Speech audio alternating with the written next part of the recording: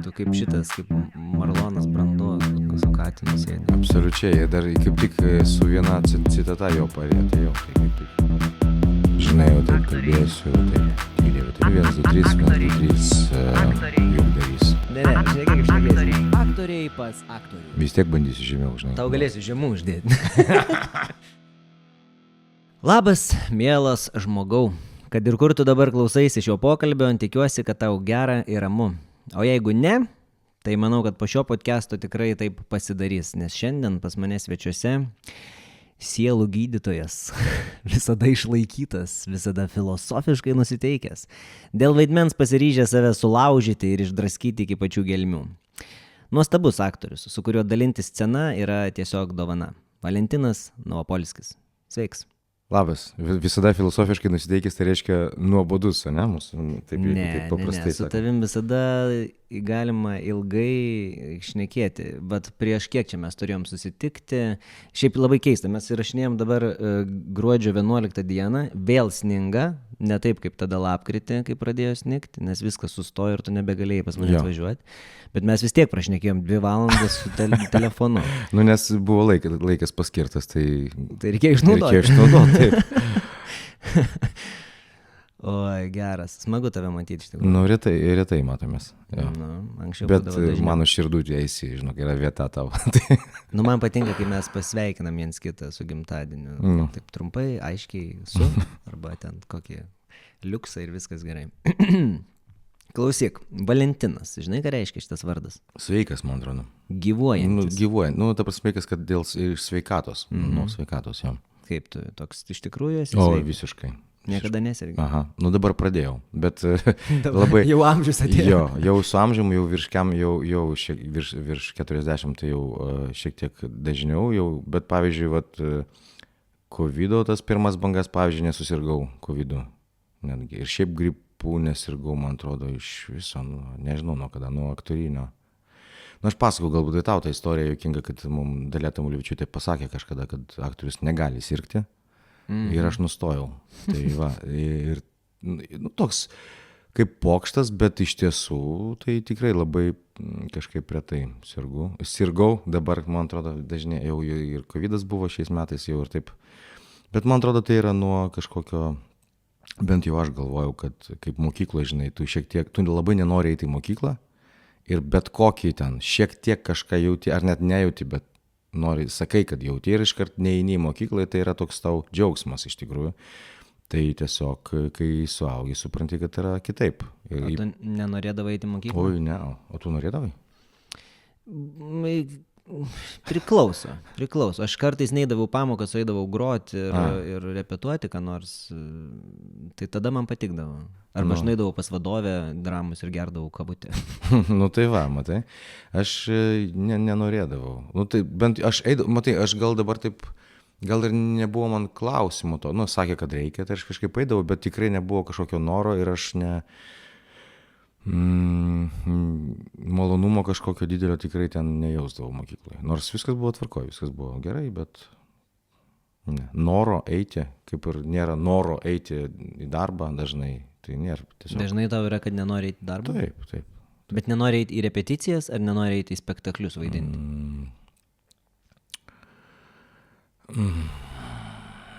Ar ir ten, ir ten? Ir ten, bet dėl spektaklių irgi esu tą jau sakęs ir čia irgi galima, aišku, kalbėti ir pas psichoterapeutą dar nebuvau, bet gal reikėtų. Aš taip sakau, aš taip deklaruoju, kad aš nemėgstu vaidinti ir man nepatinka būti scenoje ir su manim labai ginčiasi žmonės, kurie nelabai galbūt manęs ir pažįsta, bet tikina, kad aš klystu, galbūt. Tai va, tai ir aš vis laik sakau, kad tobulas variantas būtų man, yra tokia profesija, anksčiau nežinojau, acting coach, kur tiesiog paruošia žmogų vaidmeniui, bet pats neina vaidinti. O kai aš buvau jaunesnis, aš sakydavau, aš galiu surepetuoti, sugalvoti, sudalyvauti tame procese, o tada lieka ten 3 savaitės, ateina aukštas gražus aktorius, aš jam viską atiduodu ir jis eina tau jau vaidinti, jau tada jau rodyti viską. Tai jo, aš nelabai mėgstu, bet Galėtum užsienio rinkoje išnaudoti šitą. Galėčiau gal, bet manau, kad jeigu galėčiau, tai ir būčiau išnaudojęs. Čia, žinai, čia tas mano filosofiškas nusiteikimas. Plėpėti, žinai, yra viena, padaryti ar visiškai kas kita, man atrodo, čia yra irgi labai svarbus mano gyvenime. Svarbi tema labai mano gyvenime. Nu gerai, tada paaiškink savo, kai tu sakai visuose interviu, kad tu esi tinginys. Taip. Tai čia ir yra tavo tas tinginystė, kad tu šneki, bet realiai tu sukūręs šimtus vaidmenų. Ne, 100 dar nėra, man atrodo. Ne, aš kažkada bandžiau paskaičiuoti vieną kartą, bet čia prieš porą gal metų, tai vat aš dabar neatsimenu, aš virš 20 ar gal virš 30 buvo. Tikrai nežinau, tikrai dabar neprisiminsiu. Tu esi daugiausiai vaidinantis Rusų dramos teatro aktorius, nebe Rusų dramos teatro, o Vilniaus senojo teatro aktorius. Ar daugiausiai irgi dabar yra klausimas, dabar man atrodo nebe. Dabar, man atrodo, Artūras Svorobovičius yra daugiausiai vaidinantis aktorius. Nu gerai, bet vis tiek esi sukūręs žiauriai daug vaidmenų. Jo, esu daug sukūręs. Ir tu esi iš tų, kuris dėl vaidmens tikrai žiauriai daug stengiasi. Analizuoja, ieško. Tu dirbai su manim kiek keliuose spektakliuose? Vienam. Nu tai iš to darai išvadą.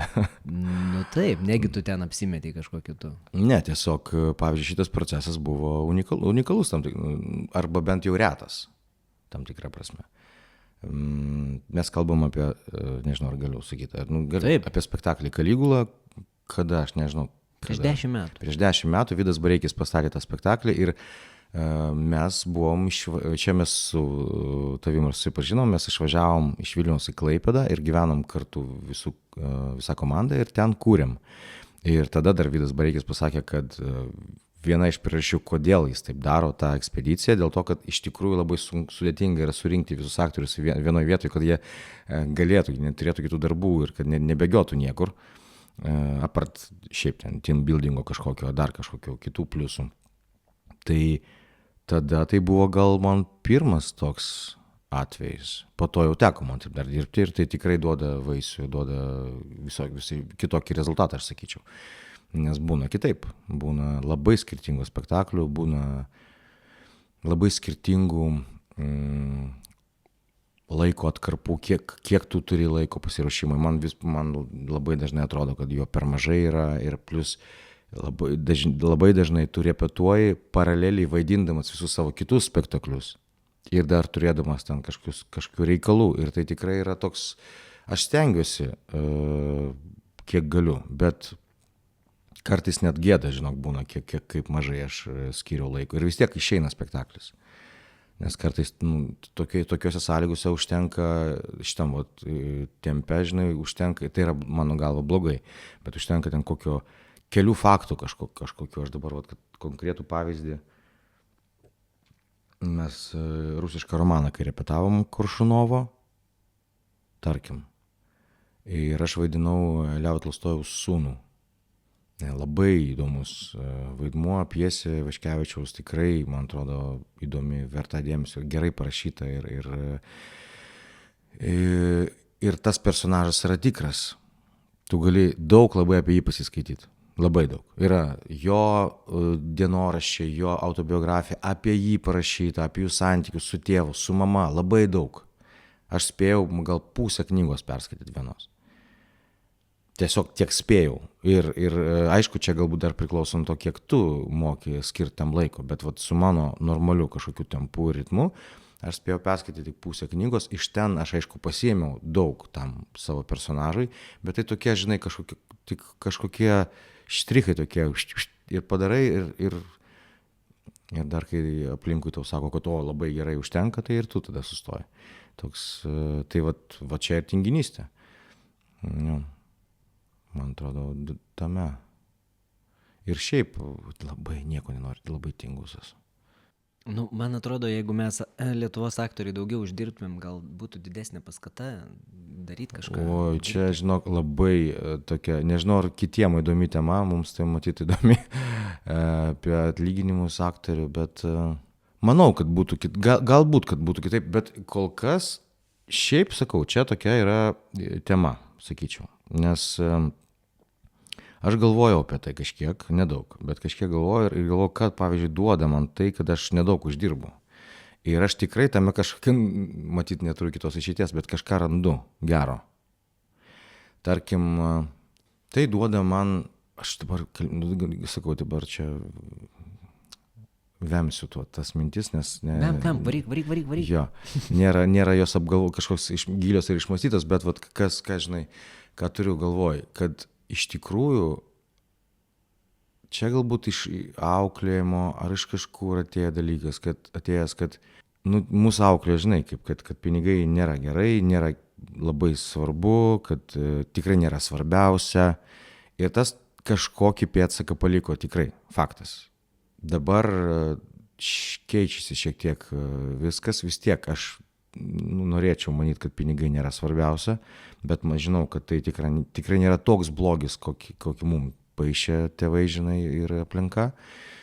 Bet tai, kad aš neuždirbu, pavyzdžiui, toks juokingas dalykas. Aš tikrai kartais galiu sau leisti, bent jau kažkaip mes tarpusavį, kai šnekam, mes galim sau leisti kritikuoti, pavyzdžiui, politikus arba... Nes mes, žinok, praktiškai sąžiningai gyvenam. Mūsų kompromisai, kuriuos mes darom, kurie nesusiję, mums nieks neduoda kyšių. Pavyzdžiui, jeigu man duotų kyšį ir pasakytų, va žiūrėk, aš tau duodu kyšį ir tu suvaidink va šitą prastą pjesę kažkaip prastai, tarkim. Man reikia, kad tu taip suvaidintum, bet už didelius pinigus. Man nereikia tokių klausimų spręsti, supranti? Aš neturiu tokių problemų. Nes ateina pas politiką ar pas kažką dar, žinai, ir duoda pinigų ir sako, daryk taip, kaip man reikia. Nusiženk savo sąžiniai, prieš savo sąžinę. Arba padaryk kažkokį, netgi prieš įstatymą nusiženk. Jiem labai sunku yra, žinok, jie labai su sunkiom dilemom susiduria gyvenime. O mes ne. Mes gyvenam sąžiningai, man nieks nieko nesiūlo.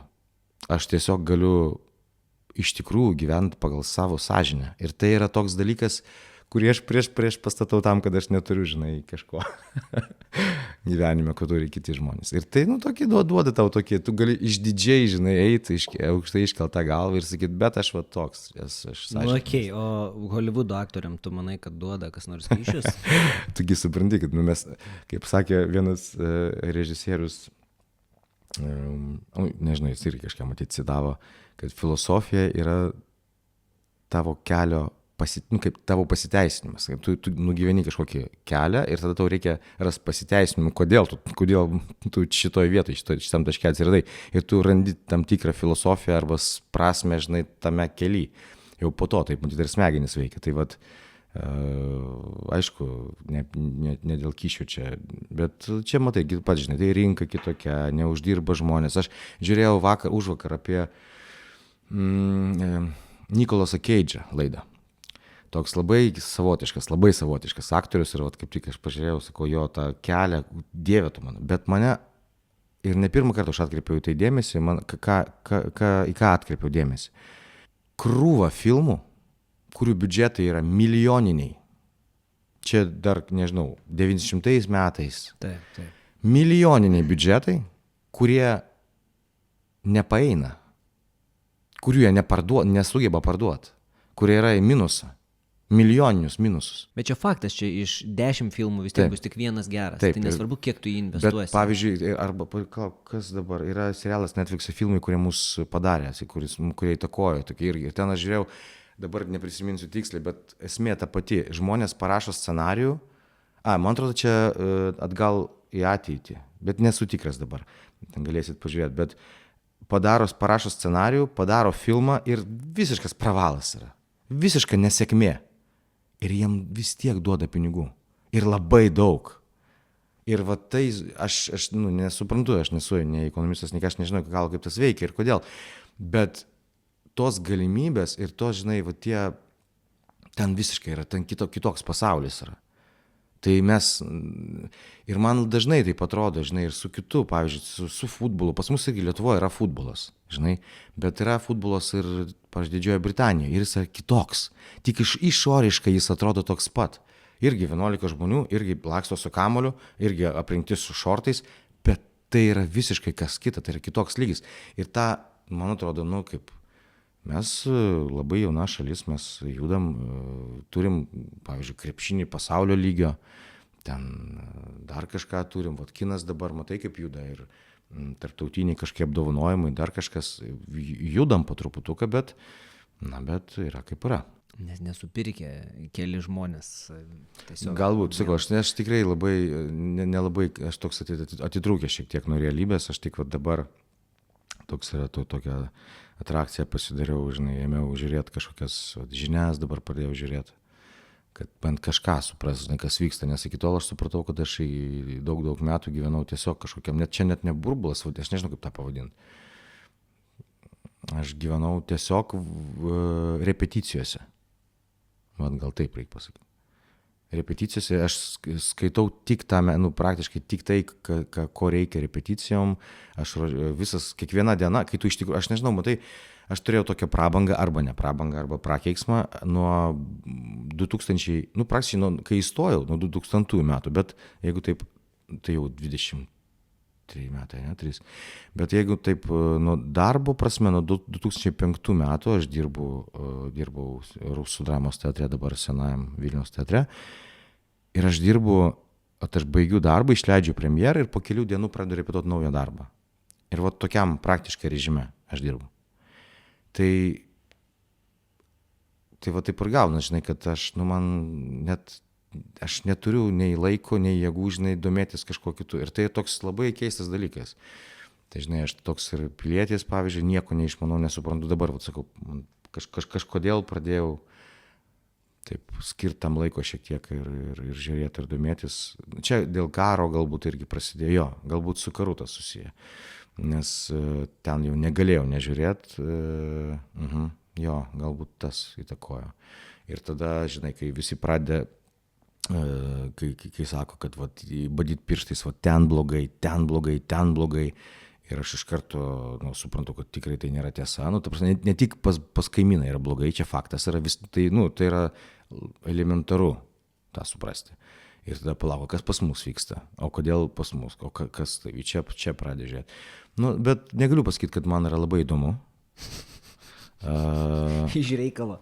Jo, aš pradėjau žiūrėti ir pradėjau matyti, kaip kažkoks auga piktis viduj, neteisingumo jausmas. Ir taip, aš jo turėjau ganėtinai daug iš bendro išprusimo, bet dar didėja. Tai taip, jo, tai dozuoju. Vaikystėje daug klausydavais pasakų, ne, iš plokštelių. Plokštelė, jo. Kaip manai, kiek tau davė tai kaip žmogui ir kaip aktoriui?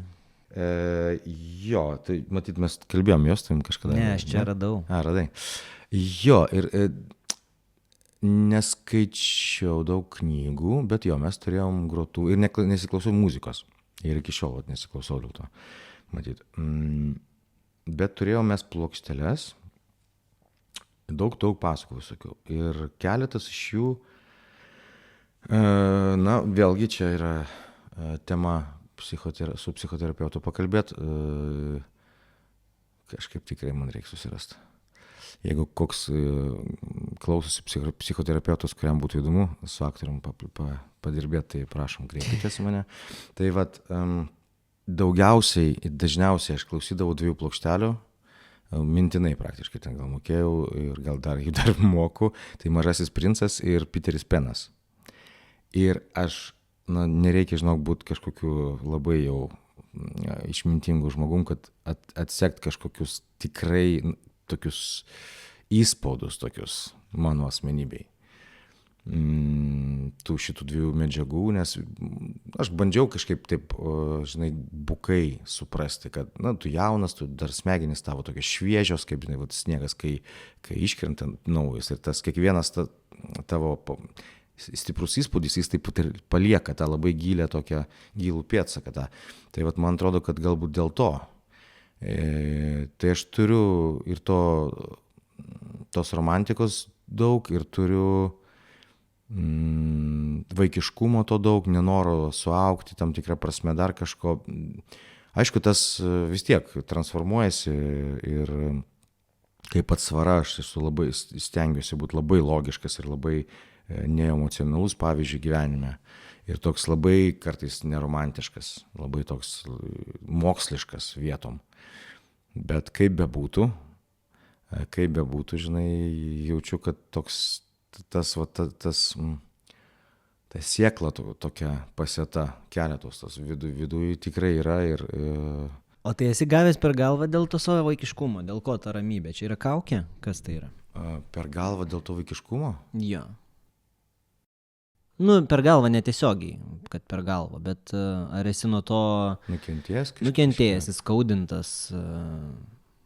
Na, galbūt kažkiek, gal ne taip kažkaip stipriai. Na, bet čia, žinai, čia labai, čiagi kaip, čia po truputuką gal visuomenė tau taip laša, nu, močiučių, kur mes visi žinom, kur, žinai, kada jau vesi, žinai, kada vaikučius turėsi, ten, nežinau, kada būtų nusipirksi dar kažką, ar ten tiesiog, kad tu negali priimti sprendimo kažkokio, čia nevyriška, ar dar kažkaip, ar ne. Daug tokių kažkokių dalykų, bet aš negaliu pasakyti, kad aš taip stipriai gaučiau per galvą. Nu, aš tiesiog suprantu, kad toks, ir čia ne tik mano problema, ar čia problema, čia tiesiog yra, labai daug matau tokių žmonių, galbūt kaip anksčiau sakytų, nesubrendusių, aplinkui matau, bet čia tiesiog matyt kitokie kažkokie laikai ir sąlygos kitokios. Gal aš tiesiog pataikiau taip labai ant pačios pradžios galbūt to tokio nevyriškumo tą senąją tą prasme, bet nežinau.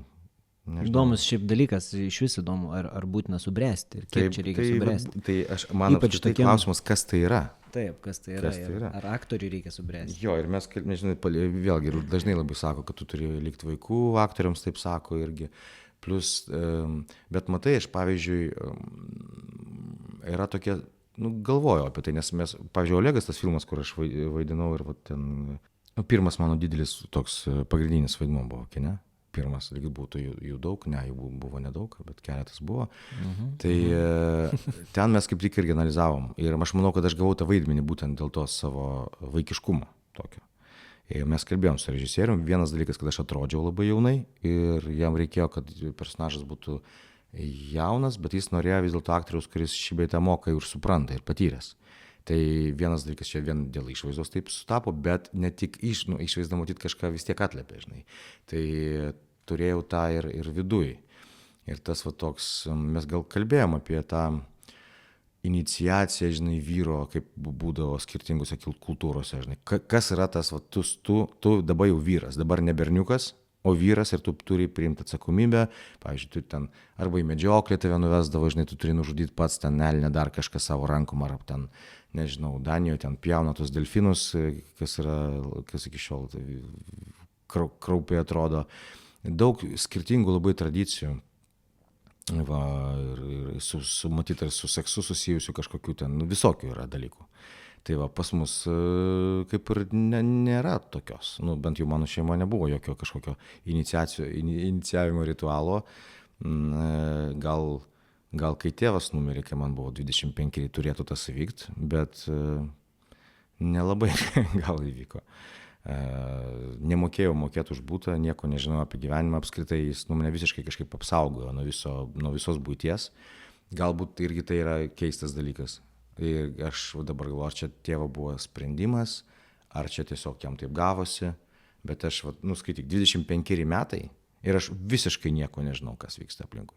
Aš sakau, įstojau aktorinį netyčia, kaip žinia, tada tik ten, nuo 19 metų aš analizuoju pjeses, kažką einu į sceną, parodau kažką iš savęs, žinai, ir viskas. Ir čia visas gyvenimas.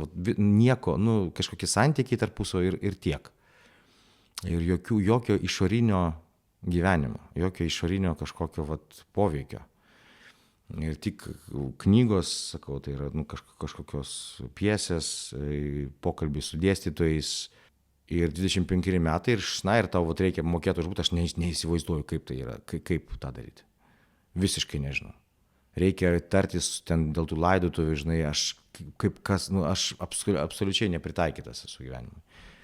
Tai, bet, kaip parodė, žinai, praktika, tai nėra labai sudėtinga. Tu išmoksti šito. Tai aš manau, jis man davė kažką kitą ir kas yra labai, man atrodo, svarbu. Tai, aišku, aš turiu taip galvoti, nes kitaip aš savęs labai nemylėsiu. Bet man atrodo, kad ta ramybė ir tas kažkoks labai priėmimas to visko, kas vyksta, žinai, kažkoks, nežinau, tie dalykai galbūt yra svarbesni man, negu tai, kad aš nemoku vinies normaliai kalt. Yra kas tave nervina pasaulyje? Kas labiausiai nervina? Na, labai norėčiau atsakyti, kad nėra. Ir kiek savęs... Bet čia būtum tu nesveikas. Bet žinau, kiek stebiu save, yra keli dalykai. Nes iš tikrųjų, vat, tokiam normaliam gyvenime, kažkur, vat, kai aš būnu, kažkur vaikščiu, dar kažką,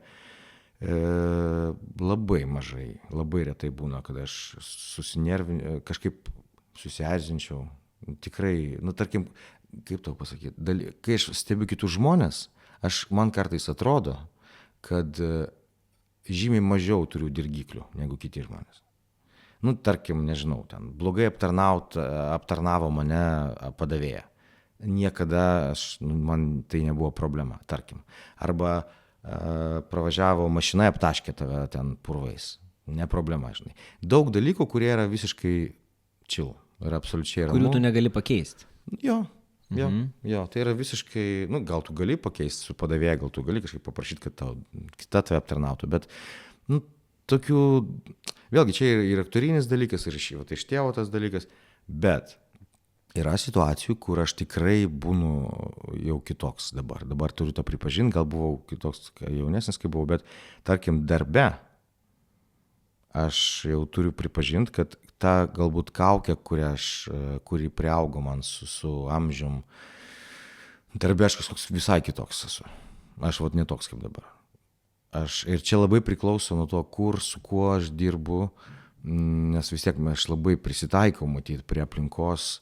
Ir pavyzdžiui, kai aš dirbu mūsų teatre, kai tu dirbi, žinai, su žmonėm virš 20 metų, čia, kai apie tai bandau pasakoti, aš vis laik bandau pasakyti, ar daug žmonių išgyvena su kitų žmogum 20 metų, pavyzdžiui. Tai čia tu ne su vienu išgyveni, bet su 40. Ir tai yra tokie santykiai, kur mažai kas gali apskritai suprasti. Ir tai yra labai sudėtinga, nes žmonės yra labai skirtingi. Bet per tiek metų, aišku, tu gauni kažkokį, kitoj bandoj,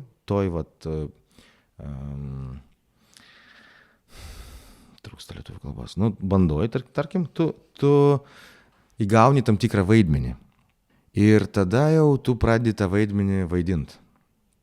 Tarkim, aš atsimenu, kaip teatre buvo tokia situacija, kai aš čia dabar nemoralizuosiu, ar turėjau taip elgtis, ar neturėjau, bet man atrodo, buvo lūžis toks vienas, aš atsimenu, kai mes buvom repeticijoje ir aš atvažiavau mūsiškiai pradėjo repetuoti anksčiau savaitę, o aš buvau kitose repeticijose.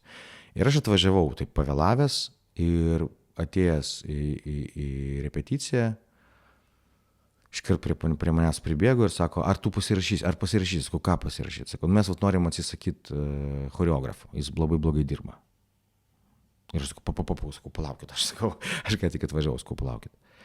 Ir tada aš žiūriu repeticiją ir aš matau, kad to repeticijoje choreografas parodo žingsnelius, sušoka visi, baigėsi muzika, tuo metu jis sako pastabas, nes ką tik, ir kažkas, ir lygiai tuo pat metu kartu su juo pradėjo kalbėti 5-6, nežinau, daugiau žmonių tarpusavį. Jie taip dirba, aš sakau, nemoralizuoju. Jie irgi aiškinasi, ką jie kitaip padarė, kažką galbūt. Bet mano nuomonė, tai buvo labai neteisinga tuo momentu ir aš buvau tokioje situacijoje ir aš galvoju, aš žinau, aš maždaug numanau pasiekmes, bet aš tą padarysiu. Ir aš ten garsiai labai ar švilptelėjau, ar šūktelėjau ir užrėkiau. Prašau, dabar visi klausom choreografą. Su keiksmažodžiais. Bet labai, tai buvo tikrai, aš neturiu teisės to daryti, aš esu toks pat aktorius kaip visi kiti. Bet jeigu visą paimt mano istoriją, kodėl taip atsitiko, aš galiu pravesti tą liniją.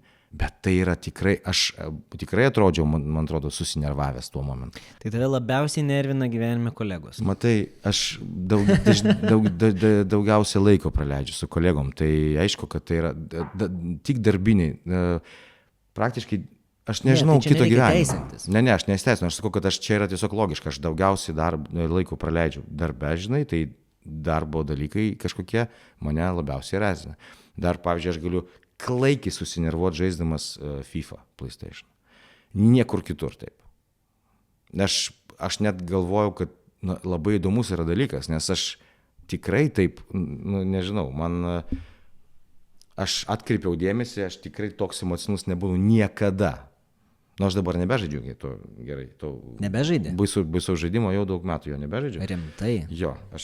Pardavai PlayStation? Ne, PlayStation turiu ir galbūt planuoju kada nors pirkti ir 5. Bet mažai žaidžiu, bet būtent to žaidimo aš žaisdavau taip, skaitosi profesionaliai kurį laiką. Aš žaidžiau komandai, ten buvo. Toks buvo mano atsipalaidavimas. Ir žaisdamas tą žaidimą, aš tikrai jutau kažkokį fantastišką emociją, tiesiog pykčio, pavyzdžiui, neteisingumo kažkokio, kur tu tiesiog, tu gali trenkti, niekada, aš taip nesielgiu. Čia visiškai, aš taip norėčiau apie save galvoti, kad aš taip nesielgiu, matyti yra to kažkur viduje. Bet tai labai juokinga, nes niekur kitur, nieks taip manęs nesupykdė ir nesunervindavo, kaip kažkoks... Kai tu žaidi, supranti, ir tu tikrai matai, kad tu geriau žaidi, bet tau nesiseka, o kažkaip tau įmuša, žinai, vieną įvartį ir tu pralaimėjai, žinai, ir tau, neturi taip. Čia yra kažkokia pasaulio neteisybė, tai yra, absurdas kažkoks. Labai geras. O kodėl tu nebežaidai? Laikas, kai gimė vaikas, tiesiog laikas, jo. Nes tai gan daug užėmė. Tam kažkada. Aš pareidavau namo ir aš ten keletą valandų turėdavau treniruotis kaip sportas, nežinau, čia yra kibersportas. Tai čia tikrai buvo per daug, negaliu savo leisti to dabar. Tai kokios dabar yra tavo priklausomybės pagundus? Tu alkoholio nevartoji, nerūkai, nebežaidi FIFOs. Aš dar pažaidžiu tikrą futbolą. Ir tai irgi yra taip labai tokia aistra, irgi jau daug kartų sakiau apie tai.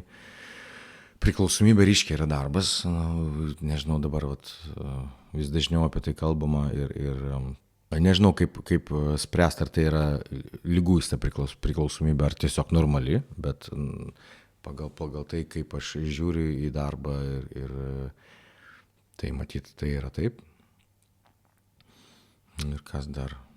Sakau, aš praktiškai labai mažai ką turiu be šito. Aš nevadinu to darbu, tai yra tiesiog toks tai gyvenimo būdas, bet tai yra taip. Vat kaip ir sakiau, labai sunku paaiškinti, bet supras mane, gal tie, kas tiek pat dirba, tai tikrai supras. Nors yra žmonių, kurie spėja, yra žmonių, kurie dirba dar daugiau galbūt už mane ir spėja dar gyventi, tai čia man yra tiesiog, aš kito matyt,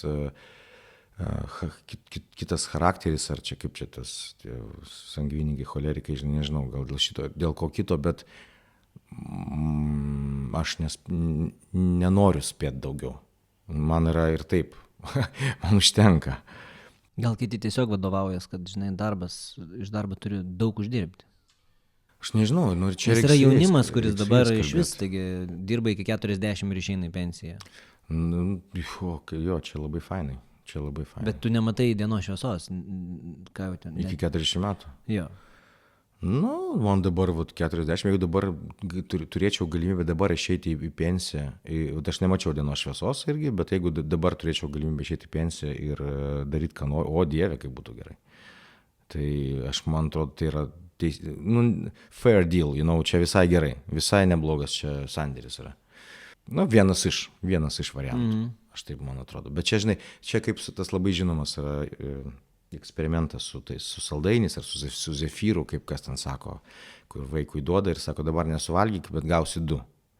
Tai tas, žinai, ir jeigu tu sugebi, tai reiškia, tu supranti, brandesnis, kaip tai, brandesnė asmenybė. Tai va čia, jeigu tu supranti, kad tu turi paaukoti 10 metų ar 20 metų, kad po to kažką turėt, tai čia jau good for you. Man atrodo, mes labai daug aukojam, bet ką gaunam? Ne, tai matai, dėl to aš ir sakau, aš bandau save įtikinti, kad aš nieko neaukoju. Aš nieko neprarandu iš tikrųjų. Ką aš prarandu? Tarkim, aš nenuėjau, dabar nuėjau, gerai, mes nuėjom į eglutės įžiebimą. Tai vat pasakyk man, ką aš būčiau praradęs, jeigu nebūčiau nuėjęs. Nelabai ką. Tai nelabai ką, matai, bet čia toks yra, žinai, įvykis, tiek yra žmonių. Nepritaikytas, man atrodo. Ne, bet gal šeimoje, pavyzdžiui, nežinau, ar tu spėjai, pavyzdžiui, dukters ten darželio šventę nueiti. Žinok, kas antrą. Šiaip visai spėdavau, bet aišku, prarandi, aišku, bet čia jau jo, bet čia labai sudėtingi man klausimai. Dėl vaiko auginimo labai man yra čia daug klausimų. Kaip pasikeitė tavo gyvenimas, kai atsirado vaikas? Pasikeitė, smarkiai pasikeitė. Čia gal buvo dar vienas žingsnis link vyro? Ne, aš negaliu, man sakė, kaip tik tas pats režisierius Olego ir sakė, aš tiksliai žinau, kai vyras suauga, sako, kai atsiranda vaikų. Ir aš sakau, pažiūrėsim. Ir tada aš dabar galvoju, ar jau buvo neščia žainė, ar ne, nepamenu. Bet tas mano režisierius turi berods, bijau pameluoti, 3 ar 4 dabar jau. Jis irgi turi to vaikiškumo, mano galva. Man atrodo, dėl to jis ir darė tą filmą, jis augo be tėvo, ten, taip, su patėviu ir taip, apie tai mes irgi kalbėjom. Ir aš negaliu pasakyti, kad iš manęs, kad aš tapau vyru, kai tapau tėvu, ne. Ne, aš toks pat, aš visiškai, aš tiesiog, kažko galbūt, tarkim, aš noriu žaisti PlayStationą, bet yra, tarkim, reikia būti su vaiku. Tai aš būsiu su vaiku. Tai čia vyriškumas, kas čia yra? Sąmoningumas. Sąmoningumas, bet žinok, toks, jau nedaug jo reikia, kad, nežinau. Aš žinau krūvą pavyzdžių, kai žmonės turi vaikus ir tokie ta prasme, ir net šitokių sprendimų nepadaro. Man labai patiko tavo vienam interviu, kalbėjai, kad prieš susilaukiant vaikų visi turėtų praeiti, kokie tu sakai, psichologų kursus, jo? Jo. Aš žinai dar ką pagalvojau, kad visiems reiktų bent metus padirbti auklę. Bent metus praeiti tokį auklės kursą ir tada tikrai suprasti, ar tu gali auginti vaikus, ar tu gali rūpintis jais, ar tu gali nešti kažkokią atsakomybę. Matai, čia kaip labai paprastai, kaip sako, užtaisyti, negražuodis, padaryti vaiką yra labai lengva. Užauginti žmogų yra labai sunku. Tai čia, man tame posakyje yra, žinok, beveik viskas. Ir tame irgi apie tai yra ir filmų padaryta, ir visko, ir parašyta, ir pasakyta daug, ir filosofų, ir psichologų, bet ko aš nieko neskaičiau. Bet ir vėl iš sąmoningumo kažkokio ir paprastų dalykų tu gali tą suprasti. Bet yra kaip yra. Ir mes primatai, ir dauginamės kaip primatai. Bet aišku, šiek tiek kitaip. Jo, nes pas žmogų tas dalykas yra evoliuciškai kitaip susiklostęs, susiformavęs. Ta pagunda, ta trauka, kuri tarp mūsų lyčių yra, jinai yra kitokia negu pas šiek tiek skiriasi. Vis tiek mes užkoduoti pratęs giminę. Tai būtent, bet ir ne tik užkoduoti, bet ten yra, aš kažką žiūrėjau, kažkokią laidą, šiek tiek ir gan įdomu yra. Gan įdomu, kad žmonės, pavyzdžiui, žmonės gali tai daryti ištisus metus, skirtingai nuo kitų primatų. Taip. Ir tai padaryta būtent dėl to, kad mes išgyventume, kad rūšis išgyventų, nes kitaip per mažai būtų populiacijos. Ir tas, žodžiu, visą tai taip gundančiai sukurta, kad tikrai nelabai, mes būdami jauni ir nelabai protingi, aišku, einam ten ir darom tai ir daug proto tam nereikia. O gamta čia pasirūpino visko. O kaip antram gale šitos lazdos yra demografinės duobės šalyse, kur yra, kur pragyvenimo lygis yra geresnis. Ir visur yra duobės demografinės kažkodėl. Tai įdomi tema, bet aš neišmanau. Pelės irgi gali vis laik daugintis. Gali būti, bet nežinau tiksliai. Jo, reikia pasitikrinti. Blemba, aktoriai susirinko pašnekėti apie pelės. Gerai, einam prie profesijos truputį. Nu, Tu esi ne kartą minėjęs, su kate, karoči karas, ne kartą minėjęs, kad turi 2 mokytojus, tai Dalia Tamulevičiūtė ir Jonas Vaitkus. Kuo skiriasi šie 2 specialistai? kuo skiriasi? Na, jie labai skirtingi, viskuo skiriasi. Neturėjau galimybės daug.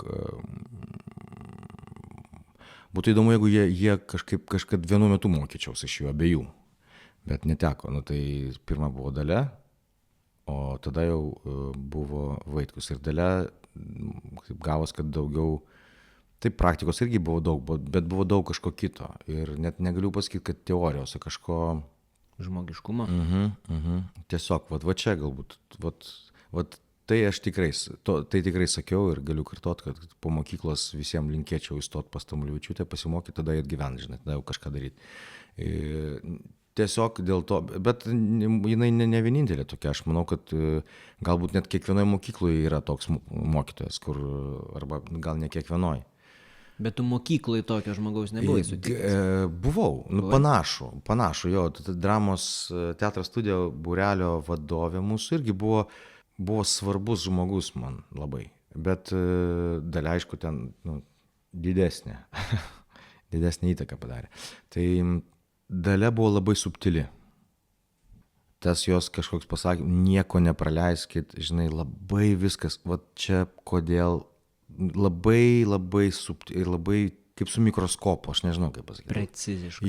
Jo, tokie labai, žinai, ir labai žmogiškai, ir labai tokie, mes, pavyzdžiui, labai keistas dalykas, mes repetuodavom auditorijoje, mokiausi, aš įstojau į Lietuvos muzikos akademiją, tada ją pervadino į Lietuvos muzikos ir teatro akademiją, bet kadangi trūko auditorijų, mes turėjom paskaitas speco, taip vadinamo, aktorinio meistriškumo, iš karto Rusų dramos teatre, nes mūsų kursas buvo surinktas specialiai tam teatrui. Ir mes turėjom paskaitos iš ryto akademiją ir tada važiuodavom į teatrą ir ten buvo speco paskaitos. Ir mes dirbom tokioj auditorijoje, kur gan aidė garsas. Ir dar tas Dalios, tas subtilumas, ir mes buvom įpratę labai tyliai kalbėti. Taip labai, nes tu kažką taip nori, žinai, paveikti ir taip labai taip. Ir mes, kai išėjom į didžiąją sceną, buvo pravalas. Kinošnai buvo. Kinošnai. Beveik. Jo, daug to ir kinošnos tokios vaidybos, bet ne tik. Kaip ir teatrališkai ten buvo kažkokių dalykų. Bet jo, galbūt ir taip galima sakyti, jeigu paprastai. Gal tame dar matai, kaip dabar ir man gerai nauja mintis atėjo. Gal dėl to. Taip sako, kad kine man lengviau, bet nežinau. Bet tame subtilume yra labai daug tiesos, negu kad teatrališkoj plačioj. Būtent dėl tos tiesos, dėl to, kodėl tu darai, ką tu darai, ką tu nori paveikti, koks tavo siekis, žinai. Tu tokių kažkokių, mokyto mūsų amato, tokių dalykų ir labai, taip, žinai, kruopščiai labai kruopščiai. Tai sakau, po kiekvieno, jau šitai esu sakęs, bet po kiekvieno etiudo, kiekvienas tavo kolega, ten kursiokas, turi pasakyti, kas jam patiko, kas nepatiko ir kodėl po kiekvieno etiudo. Ir kai kiekvienas tau susako iš savo perspektyvos, savo pastabas, nors etiudas tavo galėjo būti trumpas, žinai, kažkoks nedidelis, tada dar Dalia susako finale, dar kažką susumuoja ir tu eini toliau krapštyti ir tu darai ten, kaip mes ruošiamės egzaminams, vieną kokį nors, tarkim, ar keletą etiudų, tu ruoši pusę metų. Tai tu turi neteisę, tu turi prabangą krapštytis, kad suprastumėt, čia nesičiaudėjo vedėjas, o tiesiog jo katinas griaužia mano kuprinę. Tai tu turėjai prabangą gilintis tiek giliai, kiek tik galima. Ir gal ir nereikia tiek. Kai pas Vaitkų pradėjau dirbti su Vaitkumi, ir apskritai, tai yra toks mano tos prabangos, tokios analizės ir tokio įsigilinimuose į medžiagą ir darbą niekada daugiau neturėjau aš nei karto gyvenime. Tu negali pusę metų ruošti, žinai, mažą ištrauką. Yra mėnuo, štai tau pjesė, tu dar per tą mėnesį turi ten tiek ir tiek spektaklių suvaidinti, tai reiškia, grinų repeticijų bus ten 2 savaitės, nu aš taip šiek tiek utriuoju, bet būna ir taip. Ir turim padaryti darbą. Ir tu neturi laiko. Ir va tai prasideda ta nežmoniška kažkokia, tas bėgimas, žinai. Ir pas Vaitkų retai tu išvysi subtilumą spektakliuose. Galima jį išvysti ir tikrai Vaitkus moka tą daryti, jis moka taip pat analizuoti, bet jo stilistika galbūt yra kitokia. Jis pridaręs tiek spektaklių, štai niekur nemačiau, žinai, ką jis darė anksčiau. Bet vat pas mus konkrečiai, kaip jis su mumis dirbo, tai buvo tam tikra jo stilistika, kuri buvo vėlgi logiška. Na, tarkim, yra 40 aktorių trupėj ir yra nusiskundimas, kad ne visi aktoriai būna užimti. Tada jis užima visą trupę, paima. Gerai, jūs visi būsit užimti, bet pjesė nėra 40 pagrindinių personažų. Tai jūs būsit užimti, bet jūs būsit masiai. Ir ta masė tampa labai svarbi jo spektakliuose. Nu, tarkim, bet čia, man atrodo, čia ne tik mūsų teatro braižas, bet. Ir viskas labai greitai, staigiai, kažkada Dalia pasakė apie jį, aš taip galiu pasakyti, mus krikštijo Vaitkaus kursas. Mes, yra tokia tradicija, kai tu įstoji pirmą kursą, tave pakrikštė antras kursas. Tai mus krikštijo Agniaus Jankevičiaus, Eimučio Kvaščiausko, Editos Užaitės kursas Vaitkus. Ir kai jie mums padarė tą ceremoniją,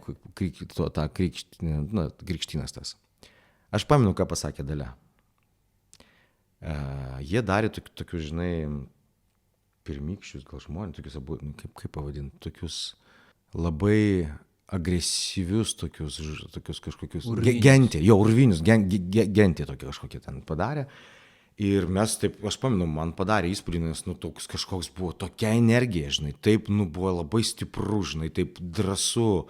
Ypač kai mes tokie, žinai, mes ten su Teletabių daina, žinai, išėjom kažkokią ten. Ir tokie, žinai, ir ne tik Teletabių, ten iš esmės tokia ten romantiška viena rusiška daina, o Dieve mano, ten iš filmo dainavom dabar, tokie, žinai, žinai, tokie faini, tokie subtilūs ir švelnus. Tai va, o ten, žinai, ir Dalia sako, man paliko įspūdį tikrai, o Dalia sako, va, matėt, kaip jie dirba? Mes taip, jo, matėm. Sako, 120% visada. Jo. Dalia sako, tai vat labai atsargiai su tuo reikia. Tai taip pasakė, žinai, ir aš kai pradėjau dirbti pas Vaitkų, aš to atsargumo gal nelabai turėjau. Aš irgi, matyt, tas man paliko, kažkur tą tokį įspūdį. Ir aš kartais tikrai tiesiog nėriau stačia galva. Ir tai... Vėlgi, nevertinant gerai tai ar blogai. Vėlgi, galiu taip pasakyti. Mes ateinam po atostogų, mes repetuojam Karalių lyrą. Atostogos aktorių yra gan ilgos, 42 dienos. Čia jeigu tu užimtas pastatymę, kuriuo atidarysit sezoną rudenį, tai tu dirbi, reiškia, iki Liepos. Liepa ilsies, kažkokį ten 8, kokią rugpjūčio eini vėl repetuoti, nors sezonas baigėsi anksčiau žymiai ir prasideda vėliau. Tai tie, kas neužimti, ten iš vis labai fainos tokios gaunos atostogos, tu gali dirbti, skaityti, kažką daryti. Tai mes po atostogų vis tiek ateini ir pirma diena po atostogų.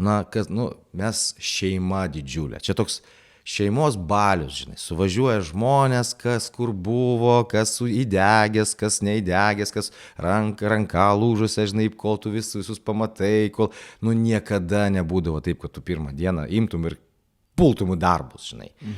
Mes jau buvom birželį repetavę tą lyrą ir aš žiūriu, reiškia, repeticija išrašyta ir žiūriu kažkaip keistai, galvoju, ne nuo pradžios spektaklio, o nuo mano scenos, kuri prasideda didžiulių monologų, kurio mes nebuvom darę dar. Na ir aš taip kažkaip užuodžiu, nes jau ne pirmas darbas buvo su Vaitkum, kažką užuodžiau ir išmokau tą monologą mintinai didelį Šekspyro. Ir mes ateinam ir visi bando ten tą, nu tai kaip, vaikus sako, nu tai pradėkim. Nu tai eik, Valentinai, kaip tas monologas galėtų atrodyti.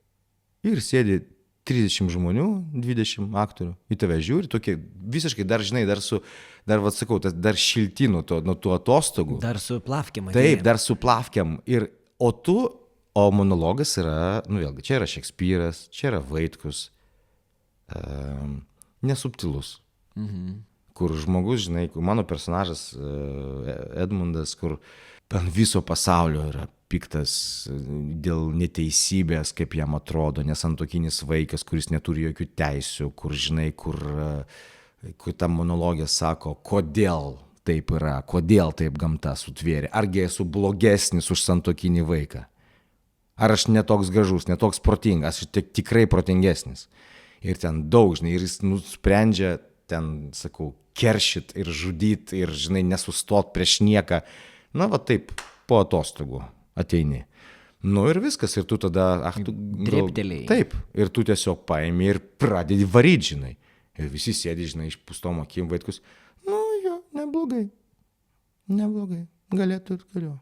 Vot reikia maždaug taip ruoštis, jo.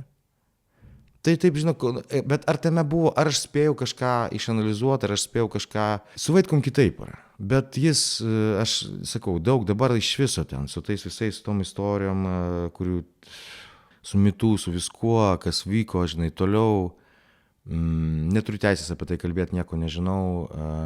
Mano su jo istorija yra kažkokia savita ir jis tikrai labai daug įtakos padarė mano aktoriniam likimui ir mano, jo, taip pasakyčiau, nes vėlgi davė man labai daug praktikos. Jis mane užimdavo savo spektakliuose, labai skirtingose vaidmenyse, kas irgi kažkada aš skaičiau kritikos straipsnį, aš neskaitau apie save kritikos, apie mūsų spektaklius, kur aš dirbu, bet apie kitus kartais paskaitau, taip įdomiai.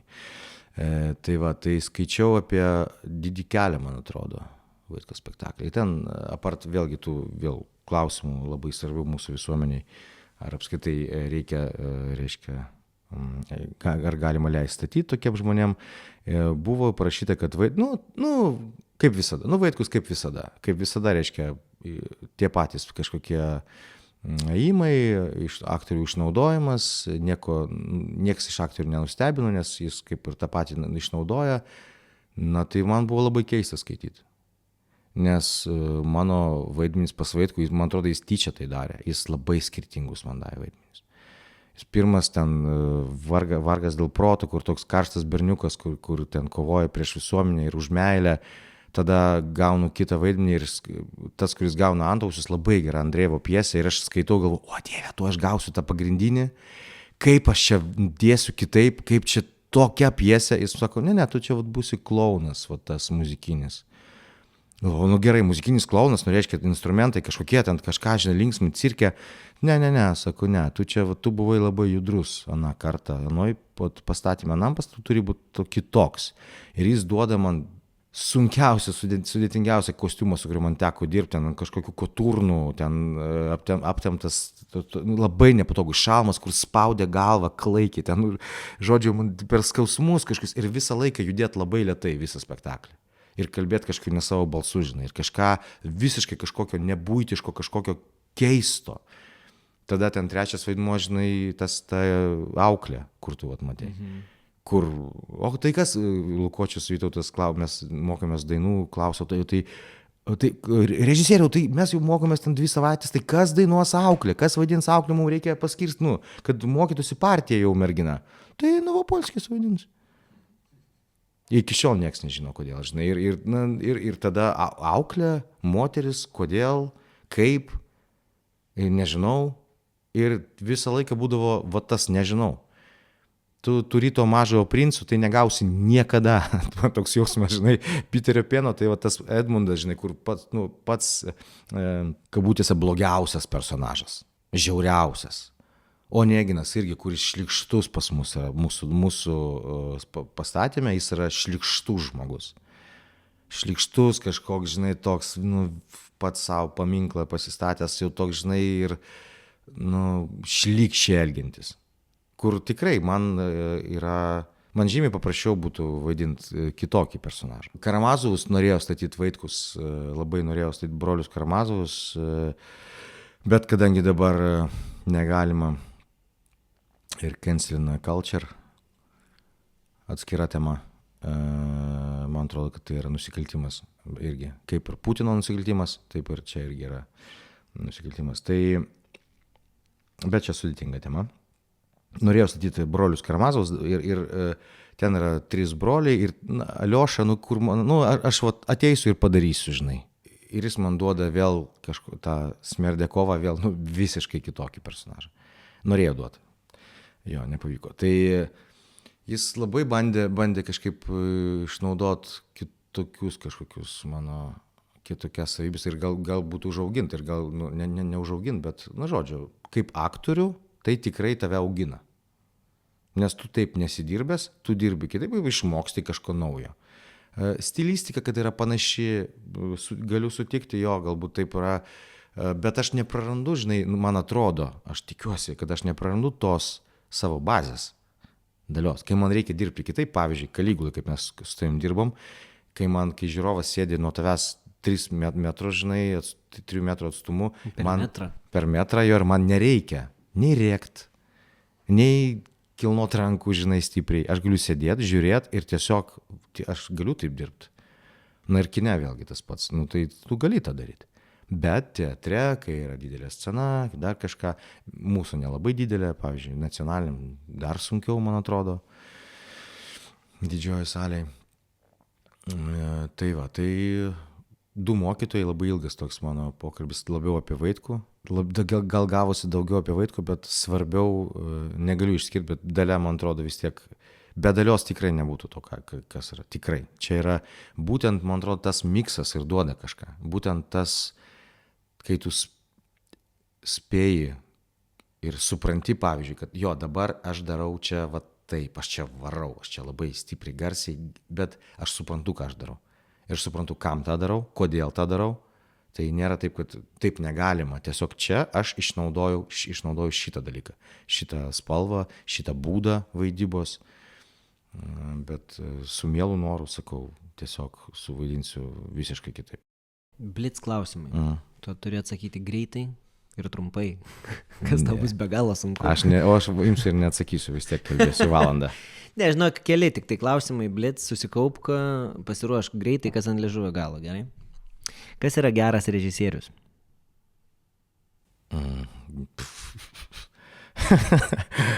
Geras režisierius. Režisierius, kuris daug jaučia, empatiškas, matyti, nežinau, jis turi savo, kaip menininkas, kaip dailininkas, jis turi savo matymą kažkokį pasaulio įdomų. Kas yra geras scenos partneris? Nelė Savičenko. Kas yra gera pjesė? Daugiasluoksnė. Kas yra geras žiūrovas? Bet kas. Ar lengva vaidinti meilės scenas? Palauk, ką turi meilės? Kokios meilės scenas? Žinok, ar čia... Ar lengva scenoje mylėti? Ar lengva scenoje mylėti? Nesunku. Ar lengva vaidinti liūdnas scenas, verkti? Nesunku. Gerai, ačiū tau labai. Klausyk, ne visi aktoriai yra geri aktoriai, ne visi geri aktoriai patampa geriausiais aktoriais. Ar aktoriaus darbas pats yra amatas, ar tai yra savotiškas šamanizmas, būsenų pagavimas? Kaip tu manai? Panaudosiu dabar tai, ką kalbėjom iki tol, kol įjungiam mikrofoną. Marlono Brando klausė, kažkas sakė, ar jūs suvokėt, kad esat geriausias pasaulio aktorius? Ir prie jo tuo metu prieina šuo, jis sako, ten Timas, man atrodo, nepamenu, Timas yra geriausias aktorius. Jis vaidina, kad mane myli dabar. O tas šuo ten lenda prie jo, vaidina, kad mane myli, nors iš tikrųjų nori valgyti. Tai čia tiesiog norėjau pasidalinti šituo, kai turėjau progą. O ar tai yra amatas ar šamanizmas, labai paprasta, man atrodo, yra labai paprasta, nes nėra paprastų atsakymų ir tai yra tas ir tas. Ir labai čia viskas yra.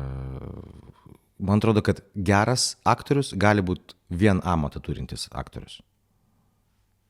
Bet aktorius, bet yra ir aktorius, bet jeigu tu turi kažkiek to būsenų pagavimo, kažkokios nežinau, emocinio intelekto kažkokio labai dar kažkokių tavo savybių turėjimas kaip asmenybės.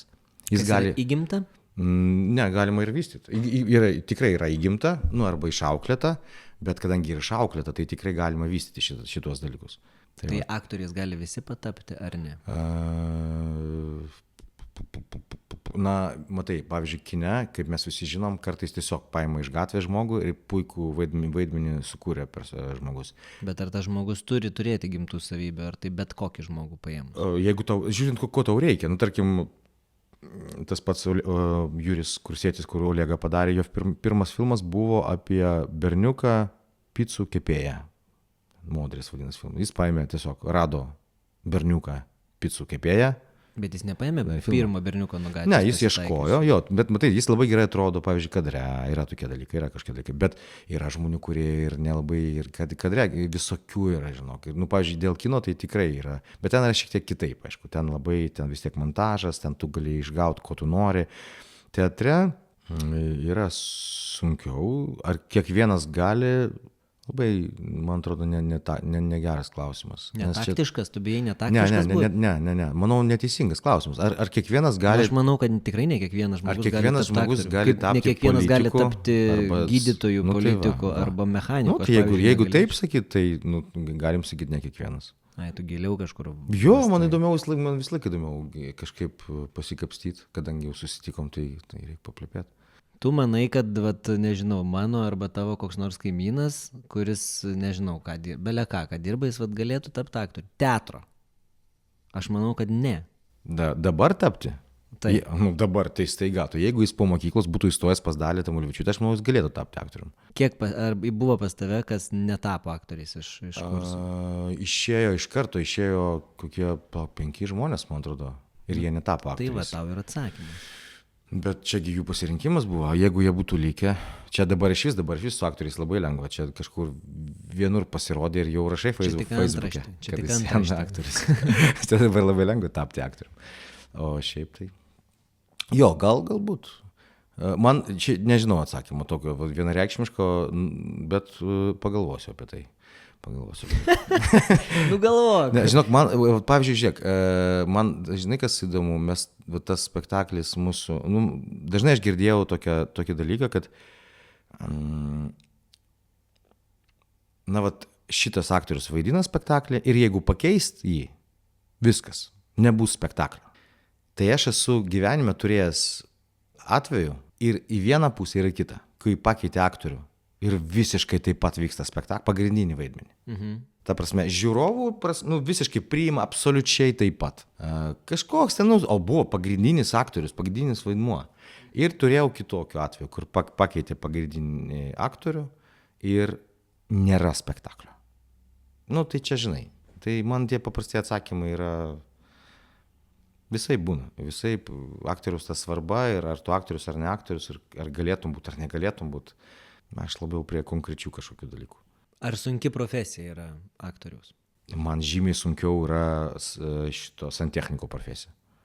Aš negaliu padaryti to, ką jie daro. Tai kas čia irgi priklausimas. Nes jeigu tu mokytum. Būtent. Jeigu tu mokinies, tai tu moki. Čia yra sudėtingumas tame, kad tikrai ir apie tai daug kas kalba, nors tu mokinies, tu iš tikrųjų kartais nežinai, kaip bus. Čia faktas. Tai nėra taip, kaip pas santechniką ar mechaniką, dar kažką. Tai yra tame sudėtingumo. Nes jau ne kartą mano minėta ir dar 100 kartų paminėsiu. Nelė Savičenko, eikit žiūrėti, kaip jinai dirba. Visi, prašau. Ir skaitykit, ką jinai sako, kai jinai kalba, o ne Novopolskio. Tai pakviesk ją į podcastą. Ir aš buvau ją sutikęs kažkada prie Mindaugo Maksimos. Na ir kad jūs suprastumėt, man atrodo, mes mėgstam ten savo kurt kažkokius iš tuos stabus kažkokius, žinai. Tai va tai yra, pavyzdžiui, Meryl Streep, aktorė, kuri yra, man atrodo, jau čia nenuginčiamas yra kažkoks. Man atrodo, Nelė Savičenko yra neprastesnė aktorė. Ir man atrodo, man pasisekė, aš nežinau kokiais keliais, man pasisekė su juo dirbti 4, man atrodo, kartus, skirtingose projektuose ir mažiau, daugiau, bet nežinau, man labai pasisekė. Tai šita aktorė, aš ją buvau sutikęs prie Maksimos Mindaugo. Jinai buvo absoliučiai tokioj, žinai, frustracijoje, tokia pasimetusi. Sako, Valė, aš nežinau, ką man daryti su to vaidmeniu, sako. Aš neįsivaizduoju, aš nieko nesuprantu, žinok. Ir aš žiūriu į ją ir galvoju, ką? Tu tau nieko daryti nereikia, tu išeisi, tu negali padaryti blogai. Tu iš savo amato negali, iš savo negali padaryti blogai. Bet tos abejonės ir tos tavo dvejonės, ir kad tu nežinai, ar bus gerai, tu nežinai, kuo imtis, tikrai tas yra galbūt vienas iš sunkių dalykų, nes vėlgi tu kartojasi, tu nenori kartotis. Tai gal dar, pavyzdžiui, aš jau viską atidaviau, ką turėjau ten tai profesijai, man reikia pasimokyti. Aš nespėjau, aš dirbu, aš nespėjau pasimokyti, man reikia paskaityti, pažiūrėti kažką. Aš nespėjau ir aš pastebiu, kad aš pradedu kartotis. Ir tai ir kiti pastebės, ir aš nenoriu to. Žodžiu, yra daug tokių kažkokių dalykų, sudėtingų. Kiekvienoje profesijoje yra kitokių. Aš važiavau čia su Boltu, mergina vežė mane. Ir aš gavau žinutę, kad, mergina ir aš taip, sakau, retas dalykas, vis dar. Ir aš žiūriu, kaip būna, įvairiai bendrauja, žinai, taksistai. Aš pasisveikinu, man atrodo, net nepasisveikinu, arba labai sausai pasisveikinu, tada aš žiūriu į veidrodėlį, nepasidažius. Ir aš suprantu, kodėl. Nes jos darbė yra daug sunkumų, apie kuriuos mes nenutuokiam. Nes jeigu tu būsi pasidažius, atsės kažkoks vyras ir galvos, kad tai yra kažkoks ženklas. Ir pradės su juo kalbėti, gal to nenori. Gal tiesiog dirba. Ir tai kiekvienam darbe yra daug. Kiekvienas darbas yra sudėtingas. Jeigu tai darbas, jeigu tau nepatinka. Jis man vaidinti nelabai patinka, bet šiaip patinka labai darbas mano. Aš atsimenu, kad tu sakai, tu galėtum ir vairuoti troleibusą, jo, ir McDonald's dirbti, jo. Deja, tai iki šiol dar nepabandžiau šito. Bet man taip pat atrodė anksčiau, dabar gal atrodo. Jo, man atrodo, kad aš galėčiau kažką kitą daryti. Labai daug interviu esi sakęs, kad filmuojas nedaug, bet čia buvo prieš kokius 5-6 metus, daug tų interviu. Dabar pas tave į mdb.com yra 24 darbai jau įrašyti netgi, užsienio ir lietuvių produkcijos. Tai jau daugiau šiek tiek, ar vis dar tau per mažai? Žiūrėk, ten pirmas vaidmuo, man atrodo, 2000 kokiais bus, 4 gal metais pirmas bus darbas. Gali būti. Tai paskaičiuok. Tai reiškia jau daugiau? Ne, per beveik 20 metų. Bet su mūsų rinka? 24, ne tik su mūsų, bet ten yra užsienio darbai kažkokie, kurie yra epizodiniai, kur yra labai ilgai buvo parašyta IMDb Known for Defiance. Žinomas už vaidmenį filme Iššūkis, kur aš pasirodau, aš esu kadre gal 5 sekundės ir mane nušauna Danielas Craigas ir aš už tai esu žinomas IMDb. Tai labai ilgą laiką buvo taip. Aš turiu, kiek, kad nepameluot, gal 3 didelius vaidmenis. 3 per tiek metų. Ar čia daug yra? Bet per pastaruosius metus, 5 metus tuos didžiuosius ir turi. Taip. Tai čia, kiek aš dabar, kada Olegas, Olegas 14 metais, ne, meluoju, palauk, kada buvo Olegas, ne 14, ko aš čia sakau. Prieš 5 ar 6. 17, man atrodo. Tai jo, tai reiškia 6 metai, tai per 19. Per 4 metus. Tai ten, čia buvo Saša, tais pačiais Olegas, tada dar 9 žingsnis ir viskas. Tai kas daug filmuoja? Aš nelabai suprantu šito. Už mane tikrai daugiau filmuojasi žmonės, kurie neturi aktorinio išsilavinimo. Čia faktas yra. Bet nevaidina tokių vaidmenų.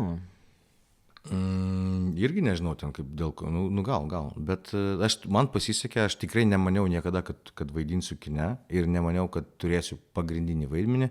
Aš turiu jau 2. Tai, man fainai. Fainai. Kiek prisidėjai prie scenarijaus pakeitimo čia buvo Saša? Aš kovojau tikrai, bet turiu pasakyti, kad man patiko scenarijus iš karto Birutės Kapustinskaitės, tikrai patiko, nuoširdžiai. Bet Gabija Siurbytė ir Ernestas Jankauskas, Ernestas, kurie režisierius ir prodiuseriai ir pagrindinio vaidmens atlikė, jie dirbo su Birutė žymiai nuo anksčiau ir tuo momentu, kai aš gavau scenarijų ir man jis patiko, jiems, kaip supratau, ne viskas dar patiko, ne viskas tiko. Ir tada jie pakeitė keletą dalykų, kur man labai atrodė neteisinga. Ir mes turėjom 2 savaitės, gal mes taip analizavom, skaitėm scenarijų ir taip normaliai, sakyčiau, galbūt ginčijomės dėl šito, bet tas kovas aš pralaimėjau abidvi, kur man 2 dalykai, kur man nepatiko. Ir tai būna.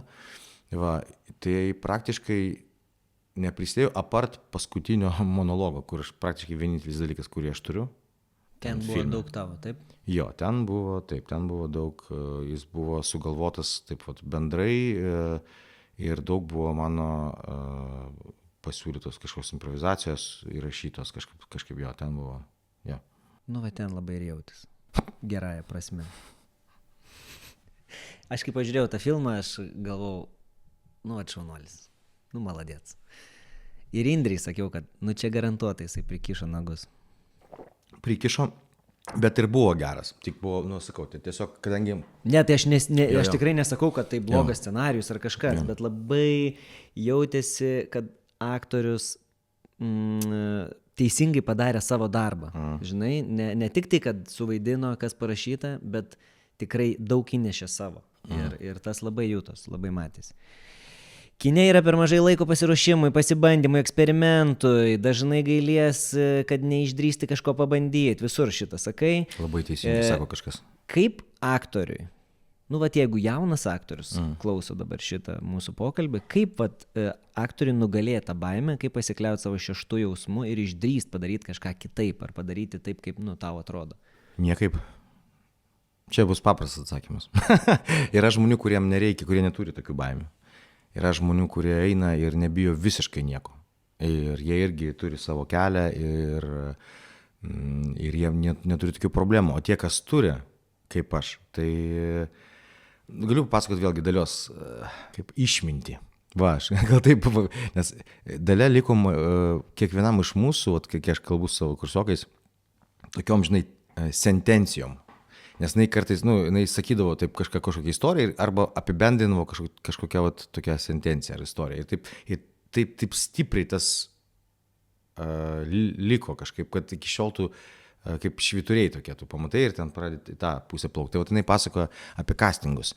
Aš pamenu, aš atėjau, buvo castingas pirmas ir aš buvau sunaikintas tiesiog ten. Aš taip blogai gyvenime nesijaučiau kaip po to castingo. Nes kai tau sako, kad tu turi ruoštis, tu turi nedaryk, pavyzdžiui, pirmo, kas šauna į galvą. Taip nesakė, bet panašiai. Tarkim, kad, pavyzdžiui, Daliai nepatiko, pavyzdžiui, nepopuliarus dalykas, kitas kampas pasirodė, improvizacijų šou. Ir mums labai patiko aktoriukam. Ir mes atbėgam ir ar matėt Dalį? Mačiau, sako, labai blogai. Ir mes taip, visi žino, nes kodėl? Ir jis sako, tai tau sako parodyti Japoną ir tu varai. Hibudo. Sako, kas tai yra? Štampai. Visiškai. Aha. Ir tai labai pavojinga, sako. Labai pavojinga. Tai labai lengvas kelias. Aišku, aš nesakau jokiais būdais, kad improvizacija yra lengvas dalykas. Aš to nesimokiau, aš žaviuosi ten, aš matau, kokią naudą tai duoda. Pavyzdžiui, ten aktoriais, tas pats Martynas Nedzinskas, mes su juo irgi kalbėjom, kokią naudą, kokį greitį tai duoda tau, žinai, tokį buvimą momente, žinai, bet kita to pusė yra tie štampai, yra tie tokie lengvi sprendimai. Bent jau tada buvo toj laidoj, va taip neapibendrinkim. Tai kai mums aiškina, kad reikia labai, žinai, kuo giliau, vat, kaip sakiau pradžioj, kad ten tie pasiruošimas, žinai, ten 6 mėnesiai, kad tu kapstai, kodėl, kaip. O čia tu ateini, tau sako, aha, gerai, 8 ryto, žinai, labas, sorry, biški vėlavau, bet čia nieko, šalta, jo, kavos, gal padaromės, biški vėluojam, tai davai, žiūrėk, aš įjungiu kamerą, ką tik prie tavo akių nužudė tavo žmoną, tavo dukrą ir tave kaltina tuo, davai, ką nors. Ir aš sėdžiu ir tiesiog nesuprantu, kas vyksta. Nes buvo pirmas castingas. Ir aš sakau, ką? Stop. Sako, tai ką, tu turi kažką, žinai, man turi kažką parodyti. Ir aš tiesiog buvau, mane sunaikino tas. Ir aš atėjau pas Dalią ir sakau, vos neverkiau, žinau, kas, kodėl, sakau. Bet taipgi negalima, sakau, kodėl jie taip dirba. Ir jis eina, į ką jinai atsakė. Jis sako, nieko. Tiesiog vaikščiok, išmoksi. Va, kaip pasakė. Taip. Tiesiog, yra galbūt kitų kelių, bet realiai, pavyzdžiui, pirmą kartą, kai aš supratau, kad, pasako, jau katas, o aš neišdrįsau ir nepadariau, ir kvailys, kodėl ne, aš nieko nepasakiau režisieriui. Antrą kartą galvoju, tikrai pasakysiu. Antrą kartą tas nutiko ir aš vėl nepasakiau. Bet trečią kartą aš pasakiau. Čia yra skaudus kelias ir galima ir greičiau, bet mes labai jauna šalis, daug ko nemokam ir mokomės ant savo, žinai, vėl iš naujo atrandam. Gal aš dėja neduosiu recepto kažkokio, bet stebėt tą, žinai, kažkaip, nes vėlgi, čia yra, jeigu kiekvienas aktorius pradės eiti pas režisierių ir sakyti, galima aš dar galiu kitaip, man atrodo kitaip, bus chaosas. Čia labai viskas yra, žinai, situatyviai, labai. Kartais tu gali, kartais tu negali. Man atrodo, svarbu bet kokiu atveju išlikti taktišku, su pagarba tai daryti ir daryti kažkaip, žinai, laiku ir vietoj. Ir, galų galia tu matai, mes vėlgi, tie gyvūnai, mes žiauriai greit, jeigu taip, šiek tiek atidus esam, mes matom, ar galiu dabar prieiti, ar dabar nereikia prieiti, ar dabar yra geras momentas, ar ne. Nes jeigu tu, žinai, sustabdysi visą veiklą, padarysi skandalą dėl to, kad ne, aš noriu padaryti, aš žinau, kaip reikia padaryti, ir po to padarysi šudinai, nes tau atrodo, kad čia gerai, tai yra, kas bus iš to. Čia nėra, žinai, recepto, nebus. Irgi čia dalios pasakymas. Nėra recepto. Labai norėtume suvalgyti tabletę ir būti geri aktoriai, žinai, arba viena pastaba, arba yra kažkokių amatų dalykų, bet realiai tu turi tiesiog su visą savo esybę, visą patirtim ir amatu ir su viskuo būti tame momente ir ten priimti sprendimą. Tame yra sudėtingumas. Koks jausmas, kai tave vertina Kanų kino festivalyje? Tai kad nelabai kaip vertino, bet nežinau, aš gal šoke buvau, dabar praėjo tiek laiko ir galiu pasakyti, visiškai nieko neliko man iš to. Tuščia. Tai yra tuštybė ir tai man yra tuščia, man nieko neliko. Aš galiu, aš net, žinai, aš juokais tik sakau, aš buvau Kanuose, aš buvau viršūniai, buvau ten, žinai, kur. Bet tuo metu nebuvo? Tuo metu man buvo visiškai stresas, vien stresas, ta prasme, jūs turite ateiti su smokingu, aš neturiu smokingo, aš jau bėgau pirkti, man reikia siūt, nes nestandartinė figūra, aš per vėlai susirašiau, mes nespėsim, aš bėgau teatrą, ieškojau kažkokių kostiumo, kad bent padoriai atrodyčiau, nes neturiu nei kelnių, nei marškinių normalių, nei švarko, nieko. Ir man buvo didžiulis, tiesiog aš iškvėpiau, aš turėjau kažką pasiėmiau iš teatro, bet man palengvėjimas buvo, kai pasirodo, kad mūsų programoje, kur mūsų filmas dalyvavo, režisierių 2 savaitės, režisierių pasirinkimas, Kanzan, aš blogai tariu, kuri yra irgi labai gera programa, režisierių pasirinkimas. Mums iškart buvo susirinkimas visų ten dalyvių ir mums pasakė, pas mus yra casual, jūs galite ateiti ir su džinsai, kaip no pressure, ramiai. Easy. Ir aš taip ir neužsidėjau to kostiumą, kur turėjau su savim. Ir su ten mėgstuką kažkokį užsidėjau džinsus ir variau ten. Bet man, o šiaip tas visas, žinai, tas triukšmas, Vat man buvo daug streso, nes vis tiek tu turi daug intervų, man tas nepatinka, o intervų tikrai teko duoti daug, ten buvo diena intervam. Bet stresas gal dėl to, kad ir rūpi šiek tiek? Ne, tu bijai atrodyti kvailas, tu nori patikti, tu nori, žinai, būti fainas. Čia, aš sakau, aš pas tave atėjau irgi, tik dėl to, kad tavęs niekas neklauso. Ta prasme, čia žinok, aš nekenčiu šitų dalykų, čia yra, aš einu praktiškai tik tada, kai reikia kaip promautinti. Dėl to tu tada net važiavai 2 valandas išsiklausinėjai. Taip, ir man tai neklauso tavęs, gerai, tai teisi. Jo, tai va, tai čia tiesiog aš, baigtų, aš einu intervus, kai promoutint reikia. Tai yra toks čia darbo dalis, mane įtikino, kad tai yra darbo mano dalis ir išeina filmas ir mane kviečia intervą. Kaip tu jauties kalbėdamas apie filmą, kurį filmavai prieš 2-3 metus ir dabar reikia apie jį šnekėti? Vėlgi, čia aš savo pasižymėjau, čia darbas. Jeigu darbas, tai turi daryti. Kažką, ką darėjai filmuose. Aš atsimenu, gerai viską atsimenu. Jo, labai gerai, nes vėlgi stresas. Aš kaip irgi nesnei kažką žiūrėjau. Žinai ką, labai daug klausinėja žmonių paprastų vis laiką apie tekstą. Kaip įsimena tekstą. Mums labai, aktoriam labai juokinga atrodo, bet iš tikrųjų čia gali juoktis, gali nesijuokti, bet žmonėm tai tikrai keista. Sakau, nors man keista, kaip jūs čiaupą, žinai, pakeičiat, žodžiu. O iš tikrųjų aš negalvojau apie tai, man tai buvo tiesiog, kas čia per klausimas, kaip jūs verkite ir kaip jūs tekstą įsimenat. Po to pradėjau, kadangi tikrai daug kas uždavinė, aš pradėjau galvoti, mąstyti, kažką savo sulėminau, kažkokį sugalvojau atsakymą tokį, kad mes tiesiog kartojam daug kartų, ten analizuojam, kodėl tu tą sakai, žinai, bet neseniai pamačiau kažkokį, gal workshopas YouTube kažkoks buvo, ar ten irgi atsakymas į šitą klausimą kažkokio aktoriaus.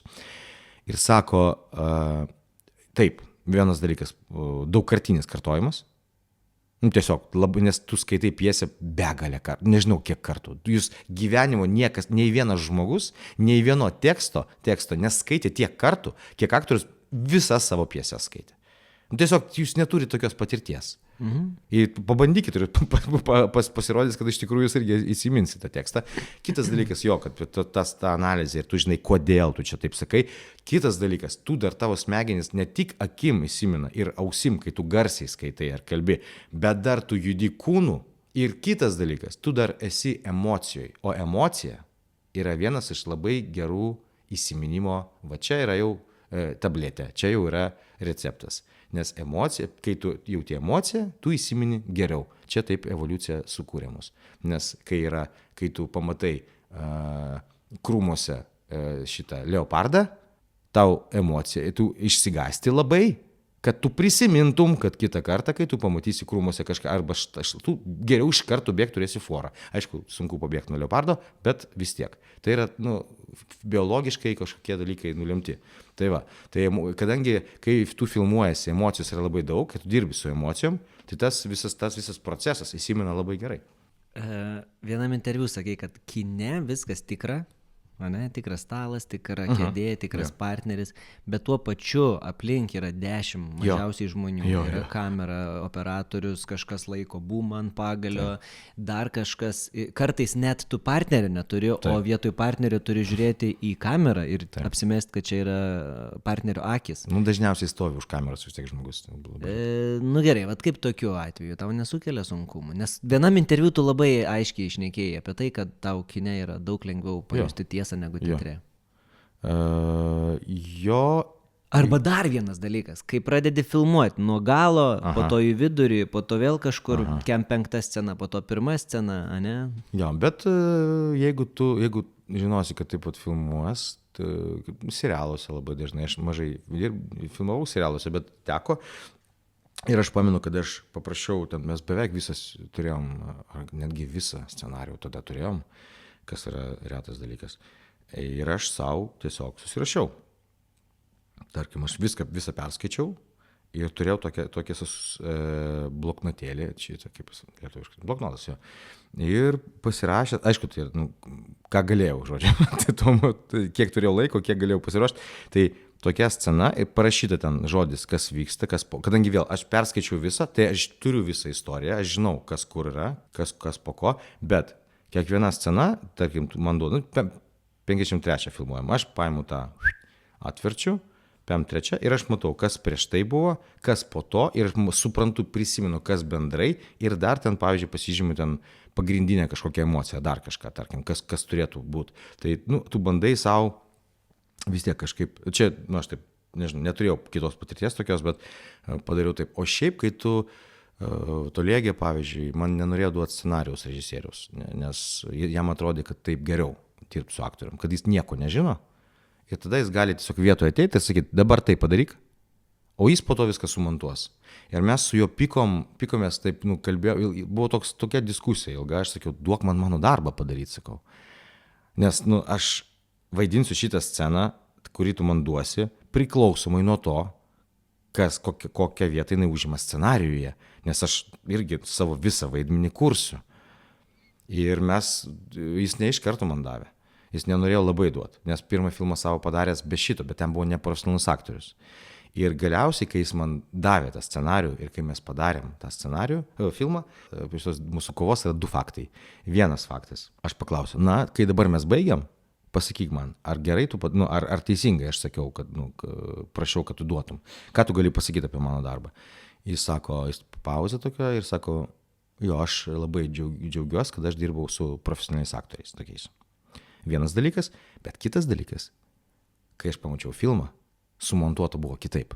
Ta prasme, vis tiek, vis tiek aš negalėjau pasiruošti tam vaidmeniui. Buvo dalykai, kurie aš žiūriu, ne, čia reakcija yra į kitą įvykį, bet neįdėta yra kitoje vietoje. Tai vis tiek tu kaip ir nelabai gali pasiruošti visiškai savo vaidmeniui, kai filmuojama yra ir montuojama yra kažkaip kitaip. Ne, kai filmuojama, tu gali, vėlgi, tu gali žinot, jeigu gerai labai žinai scenarijų, esi viską taip apmastęs, tu maždaug supranti ir gali tą suvaidinti. Aišku, yra paprasčiau, kai yra nuosekliai. Tu tada, turi jau tą patirtį tokią turi. Bet šiaip, visi taip dirba. Čia kaip tau pavyksta susikaupti tokiose akimirkose, kai būna, gerai, tuo filmuosim, tu ten turi, nežinau, aukštą emociją verkti ten, nesvarbu, tiesiog emocijos turi virti ir dūmai pasiruošę, šviesos pasiruošę, kamera pasiruošus, tu jau ten kaupies ir tada kas nors, palauk, stop, kažkas netvarkingai. Ir yra labai daug tokių, kad yra, atrodo, 1000 dalykų svarbesnių negu kad aktorius. Kaip tau tokiuose? Praktiškai visada taip, bet aš nesu, vėlgi, kadangi aš mažai filmuojas ir nesu daug daręs kažkokių emocionalių scenų, taip jeigu pažiūrėtum, nedaug. Tai aš nelabai galiu atsakyti. Ką tu šneki? Negaliu daug atsakyti, bet galiu pasakyti kokį dalyką. Visi, kas matė filmus, dabar galvoja, daro, taip užgalvoja. Bent vienas, tu matėjai, kokius filmus tu matėjai? Apie kokią sceną tu kalbi konkrečiai? Olegė yra visą laiką ant įtampos. Visą laiką tu esi... Jo, bet ta įtampa yra sukuriama ne tik mano vaidybos. Ir nėra kažkokių labai emocionalių scenų. Yra viena scena, aš galiu to pasakyti, viena scena yra, kur tikrai emocija buvo maksimali. Kur mane ištraukė ten tas Davido personažas. Davidai, jeigu tu klausai mūsų podcasto, aš tau linkėjimus perduodu, tu labai geras partneris ir aktorius.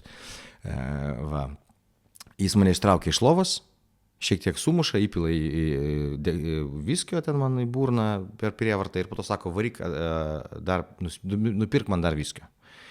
Šitoje scenoje labai buvo daug dublių, nes Davidas ten, jam reikėjo daug dublių, o mane vis tempė iš lovos, ant grindų, muša, suspaudžia ten tą žandus, tas stipriai gan jis ten pila tą arbatą į tave, atsiprašau, už reklamą, o gal nenesti, aš nežinau, kažkokią, vietoj viskio. Ir žodžiu, ir vis darai, ir vienu momentu pajutau, kad, jau man yra, tokia, prisikaupė tokia emocija.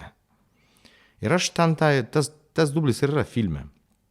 Ir aš pasikūkčiodamas ten verkiu. Aš gyvenime taip nebuvau verkęs kaip ten. Bet aš žinau, kad nereikia rodyti, reikia spausti, tada bus dar geriau, žinai, kine. Ir aš ten spaudžiu, bandau užspausti tą emociją ir kiek pratrūksta, bet iš tikrųjų labai stipriai ten. Po to dublio labai lėtai prie manęs artinosi režisierius, labai lėtai, kaip žinai, prie gyvūno tokio tipo. Labai lėtai taip sako, are you okay? Aš sakau, jo, dar dublį. Jis taip, sako, aš turiu, sako, bet galim padaryti dar vieną. Mes padarėm dar vieną, paliko tą, kur buvo ir aš galvojau, kaip įdomu bus pažiūrėti. Ir jis man parodė tą dublį kitą dieną. Ir aš negalėjau patikėti, kad nesimato, ką aš ten darau. Matos. Ir ta prasme, aš galėčiau tą patį išgauti galbūt tiesiog kažkaip techniškai. Čia aš šiek tiek apie kitą galbūt dabar kalbu. Kaip susikauptų, paklausai, aš kalbėjau apie tai, kad čia buvo emocionaliausia scena. Visos kitos vos. Ten nėra kažkokio drastiško, pavyzdžiui, kaip yra filme, yra daug filmų tokių, kur ten, dabar galvoju, taip staigiai prisimint. Vis tiek aš taip noriu tikėti, kad prieš sudėtingas scenas vis dėlto režisieriai žino, kad tai yra sudėtinga scena ir pasiruošimas vyksta šiek tiek kitaip. Šiek tiek yra tyliau, šiek tiek yra daugiau sukaupimo, nes supranta, kad man neteko galbūt taip dirbti, kad tau labai reikės dabar kažką daryti sudėtingo, o visiškas bardakas yra aplinkui. Man galbūt taip neteko dirbti. Teatre galbūt tenka taip daryti. Kaip bebūtų keista. Teatre tenka. Nes ten kartais ir bardakas būna ir per repeticijas, ir per spektaklį būna, gali būti, kažkas. Tau labai svarbu, kad tu darai, o aš partneriui nelabai svarbu, kad tu darai dabar šiuo metu ir ten jis kažką tau gali daryti tuo pat metu scenai. Bet susikaupimas yra labai svarbu aktoriui, nesgi ir pratimai yra aktoriniai koncentracijai. Ir ką tai reiškia? Tu susikoncentruoji ir tu nekreipi dėmesio tai, kas vyksta. Bet aš manau, kad visi žmonės tą sugeba daryti, nes pavyzdžiui, ne kartą esu tiesiog gyvenu prie Mindaugo Maksimos, dėl to daug pavyzdžių su ją yra susiję. Nekartai esu matęs dalyką, kur žmogus eina parduotuviai, pažįstamas, ir praeina taip arti tavęs, kad vos nepaliečia ir tavęs net nepamato ir net pažįsta. Tai kas tai yra? Tai yra koncentracija. Jis yra susikoncentravęs į pirkinių sąrašą. Arba tiesiog į mintį, netgi be sąrašo. Man reikia dabar dešros ar kiaušinių. Ir jis eina, o kiek žmonių, kiek dirgiklių yra Maksimai. Groja muzika, yra daug žmonių, tu gali atsitrenkti kažką. Žmogus eina ir tiesiog daro savo tai, ką reikia. Ir specialiai stengiasi atsiriboti. Net, bet netgi pasąmonė, aš nesakyčiau specialiai. Aktorius gali specialiai tai bandyti daryti dėl pratimais, kur tu tiesiog ten mažas dėmesio ratas ir tu tiesiog, aš čia dabar. Aš žiūriu tik ten stalą, arba tik mikrofoną ir viskas, tą dėmesį sutraukiu. Tai galima taip daryti, bet realiai tas kaip įgūdis jau, tiesiog tu pripranti. Tai tiesiog tu žinai, kad šitą aš turiu matyti, o kameros šalia neturiu matyti. Ir to žmogaus, kuris ten kažką už kamerą, ir šito. Aš matau tik tave ir viskas. Tai čia toks, įdomus dalykas. Jo, kai aš esu filmavęs tokią sceną, ligoninėje atsigaunu ir ant manęs užkeltas yra su tokio aparato operatorius, kuris didelis žmogus, arti 2 metrų, tada dar čia keli žmonės ir, stambekas. Ir jeigu tu nufotkintum ir parodytum žmogui, kas vyko, ne tik tai, kad tavo veidas ten, taigi atrodo viskas ok, bet aplink tave kiek dirgiklių. Ir tu ten turi kažką ten verkti, kažką sakyti, kažkokį tekstą, kažką išgyventi. Yra keletas filmų apie tai, iš tikrųjų, aišku, galbūt tik mums įdomu yra ten tie, kurie supranta, bet iš tikrųjų kartais absurdiškų yra situacijų, tiesiog absurdiškų. Ypač, kai žinai, tarkim, ten ar kažkokia, ar intymi scena, dar kažką, ir kur dabar atsirado, pas mus Lietuvoje. Intymumo koordinatorė Indrė Pužauskaitė ir dar yra viena, man atrodo. Tai dabar labai ant bangos tas dalykas, bet šiaip anksčiau, tai tu turi labai, arba ten labai švelniai dar kažką, ir realiai aplink 15 žmonių, labai arti tavęs, jų tik kvėpavimą, kartais. Taip yra labai toks magija kino, kaip sako, kino magija, Ar teko girdėti atsiliepimus, kaip Olegas buvo rodomas įkalinimo įstaigose? Galbūt teko, bet neatsimenu. Šitas filmas tavo buvo rodomas Lietuvos įkalinimo įstaigose. Ir buvo labai, nedaug, bet tokių... Kad lopas, kad jis nieko nepadaro. Herojus pasirodė silpnas, stokojantis ryžto. ir dėl to žiūrovam buvo sunku susitapatinti. Taip, aš tą skaičiau, jo. Labai fainai, labai fainai. Kodėl tu ne Stalonė? Taip. Kodėl tu šitam filme neištaškėjai visų? Žinok, čia yra viena, čia man labai patiko, nes aš teko daug dalyvauti vadinamuose Q&A, lietuviškai būtų K ir A. Šiaip tai klausimai ir atsakymai, kaip po filmų tu tiesiog susitinki su žiūrovais ir atsakai klausimus.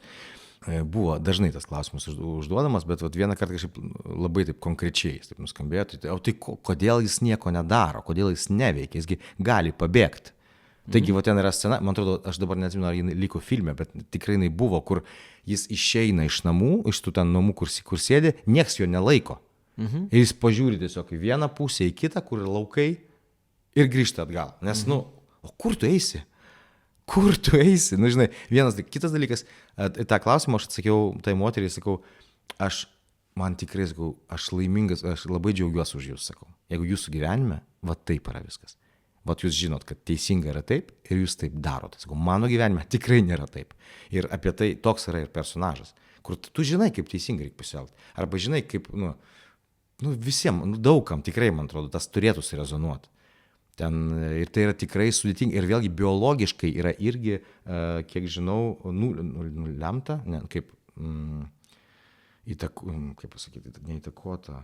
Yra tam pagrindas biologinis. Kodėl mes, pavyzdžiui, neišeinam iš šeimų, nors mums tikrai blogai, nekeičiam darbo. Tai yra vėlgi evoliucinis mechanizmas. Toks, kur tu vis tiek liksi, nes čia vis tiek saugiau negu ten kitur. Ir tai yra toks, labai, sakau, biologai jau, labai fainai dirba, ten mokslininkai daug jau labai žino ir išmano. O tas, man atrodo, ten labai tinka tam personažui, ta savybė tokia. Tai jo, girdėjau. Su kuo dar norėtum padirbti? Nes labai daug ko dirbai, ypač per pastarosius 10 metų tau kalė visai nebloga banga. Jo, pasisekė man labai. Su kuo dar norėtum padirbti, galbūt su kuo dar nedirbai? Su režisieriais? Ar nesvarbu, režisieriais arba kolegom. Jo, su kuo dar nedirbai, arba su kuo dirbai, nežinau. Su dirbu, tai aš jau sakiau tai daug kartų, bet ta pati vėl su Nelė, su Martinu Nedinsku, su Dainium Gavenoniu, labai sunku, pavyzdžiui, ir įdomu su Masalskiu buvo dirbti, labai fainai. Jeigu su aktoriais, bet ir ne tik, ir jauni dabar aš jau nepažįstu jau kai kurių, žinai, irgi yra įdomu. Ir matau tikrai, kad man matai, kad aš nesu, man pasisekė ir aš nesu užsidaręs tik Vilniaus Senajam teatre. Ir tas yra bet koks išėjimas, ir su tavim, kur susipažinom, tas Kaligula prieš 10 metų, bet koks išėjimas buvo tikrai labai naudingas ir visada tai sakau. Ir jauni, nežinomi, vis tiek yra kitaip. Ir tau kitaip veikia viskas. Ir tu kitaip dirbi. Ir tu būni kitoks, kas yra tau labai naudinga. Tai ta prasme. O dėl režisierių, nežinau, taip pat dabar taip pagalvot. Man galbūt, žinai, aš dirbau, tarkim, ir su Koršunovu, ir su Varnu. Su Nekrošium nespėjau padirbėti. Bet negaliu pasakyti, kad labai buvo kažkiek vykę galbūt bandymai mano, žinai. Gal tiesiog aš neturiu tokio dalyko, kad aš norėčiau su juo galbūt padirbėti. Gal nėra tokio.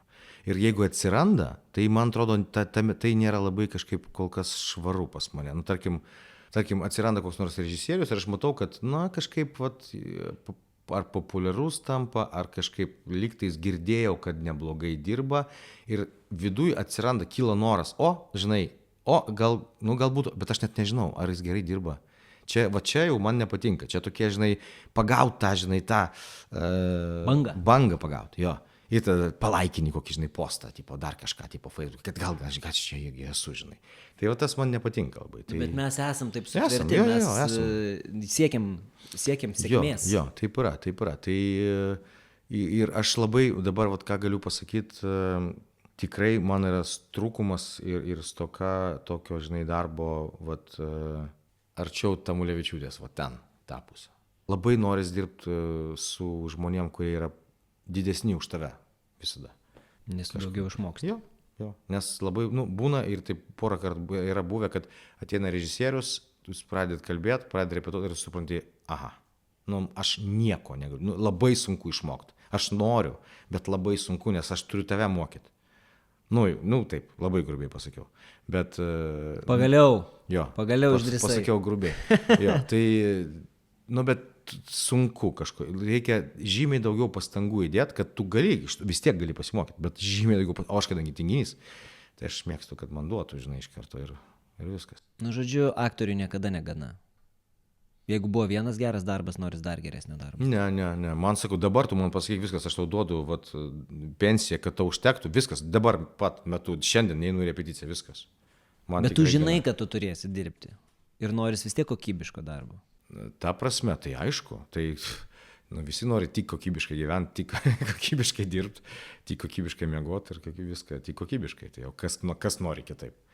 Tai, bet man atrodo, realybė yra tokia, kad bent jau mano realybė, ir tai nėra visų realybė, bet man taip susiklostė ir aš tada tą teisinu, kad tu turi, kaip Amerikoje, kai aukso ieškojo, žinai, paimta sietelį ir taip, vien smėlis, vėl, upiai, paėmė, vėl smėlis. O kas čia, ne, čia ne auksas, čia šudukas kažkoks išmetė. Ir vėl, mano kelias toks yra. Aš darau daug ir tada, kai tu daug, vienas iš kiek, tu daug darai ir kažkur tu vis dėlto užčiuopi kažką gerą.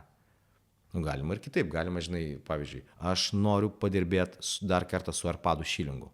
Aš atsisakau visų kitų darbų, aš važiuoju dabar į Klaipėdoje dėsto blemą, kaip pasisekė tiem, kad turėtų, manau, pasisekė tiem, kas įstojo ten.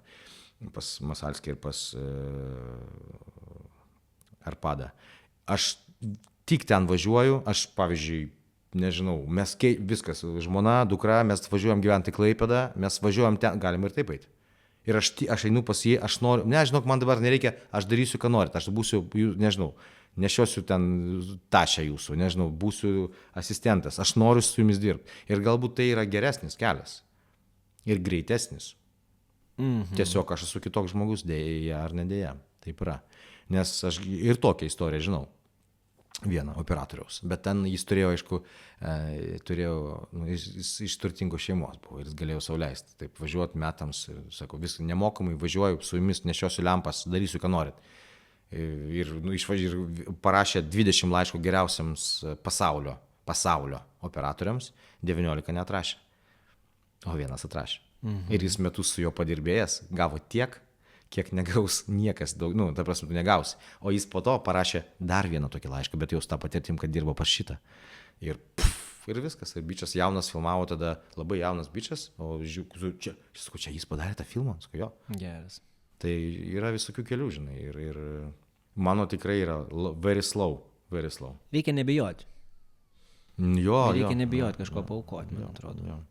Apskritai, bet tas yra sudėtinga, vėlgi sakiau, evoliuciškai. Yra tokių žmonių, kurie paprasčiau.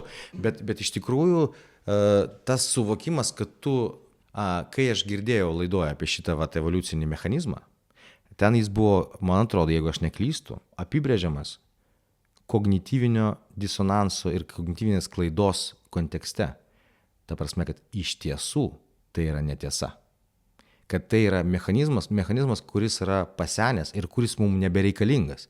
Nes iš tikrųjų, jeigu tu išeisi kažkur, kur yra nesaugu, šansas, kad tu gausi kažką geriau negu turi, yra žymiai didesnis, ne jeigu tu liksi vietoj ir būsi saugus. Bet kadangi čia yra mechanizmas, kuris išlikęs iš tų leopardų ten beždžionių. Taip, nes jeigu tu išeisi iš gaujos, tave sudraskys. Iš tikrųjų yra ne taip. Ir dėl to tu girdėsi 100 istorijų, kur, žinai, gyvenau, buvo taip blogai, buvo taip užspaustas, dabar viską mečiau, kaip jauties, afigenai, sako. Nes taip dabar, ir aš manau, tas vėlgi, tas persiprogramos ir dabar ir žmonės bus kitokie. Man atrodo, auga gera karta. Jo, labai gera. Aš vieni savo sesę pamatau. Sąžiningi, įdomus. Ir nebijo eksperimentuoti, žinai, nebijo ieškoti. Klausyk, vienas iš paskutinių tau klausimų, kiek mes čia pezam jau. Apdovanojimai kaip nors keičia žmonės?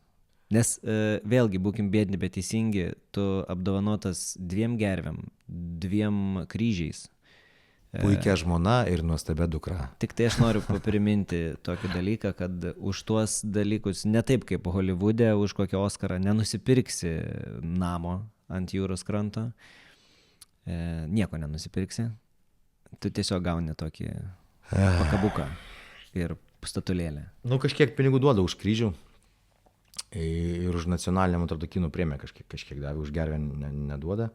Na, žodžiu, aš daug kartų apie tai kalbėjau, bet pakalbėkim ir čia. Dar kartą pagalvokim, nes nesu kažkokia vis tiek visur galima, bet kokioje tėmą galima gilintis. Ar keičia? Manau, kad tikrai keičia. Kaip tu, pažiūrėjau, aš tikrai maksimaliai nekreipiu dėmesio į apdovanojimus. Bet man taip atrodo. Maksimaliai. Nu, jau ta istorija, kad mano gervė stovėjo, prilaikydavo mamos būto duris, kai skersvės būna vasarą. Nu, karšta viską atidaro ir yra skersvės duris užsitrenkia. Tai vat gervė stovėjo, nes jinai sunki, jinai stovėjo tiesiog, kad prilaikyti tas duris. Taip, nu, tai, nu, bet panaudojai naudingai. Būtent. Bet tai yra tame, žinai, tame tu gali iš to pasijuokti ten arba įsižeist gali kas nors, bet man atrodo, kad nereikėtų tikrai. Bet tai parodo mano santykį. Aš galbūt ir mokinu savęs tokio santykio, nes aš man atrodo, kad tai yra teisingas santykis. Ir vėlgi mano kelias gali parodyti, kad nu, tai gali būti, kad ir vienas iš teisingų. Daug yra teisingų, bet vienas iš teisingų, nes aš nekreipiu dėmesio į apdovanojimus, bet vis kažką gaunu. Nu, tai reiškia, nu, gal ir gerai.